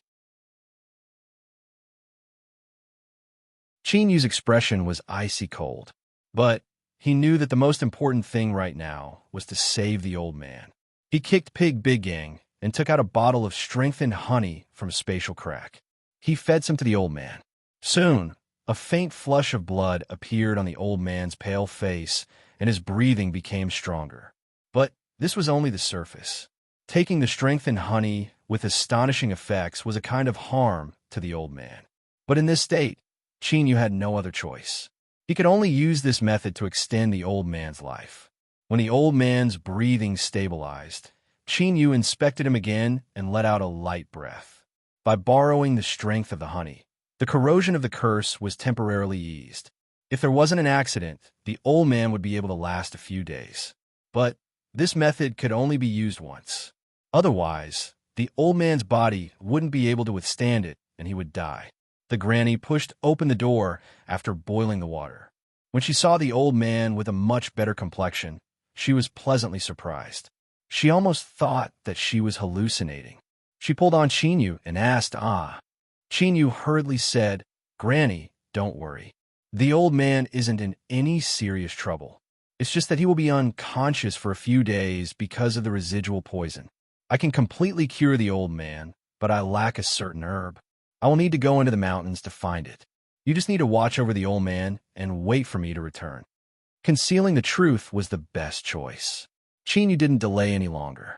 After a bit of preparation, he left. At this time, the sun was setting in the west. A blood-red glow hung in the sky. As the villagers watched Qin Yu walk into the depths of the mountains without hesitation, they all revealed looks of shock. This surnamed Qin boy, did he want to live long enough? Didn't he know that no one dared to enter the mountains shrouded in darkness? Several youths that had thought of teaching Qin Yu a lesson all revealed looks of shame. Compared to this person who walked into the mountains without fear, they truly weren't worthy of a Li. By the time Qin Yu stepped into the grazing area, the sky had already darkened. Pig Big Gang spoke out. "Master, you must think this through. That place is deep in the mountains, and there are absolutely countless dangers. Is it worth it for an ordinary person? It's worth it that you're tuning in to the Warrior Lore YouTube channel. Don't forget to subscribe and join us on this journey to catch the most captivating stories.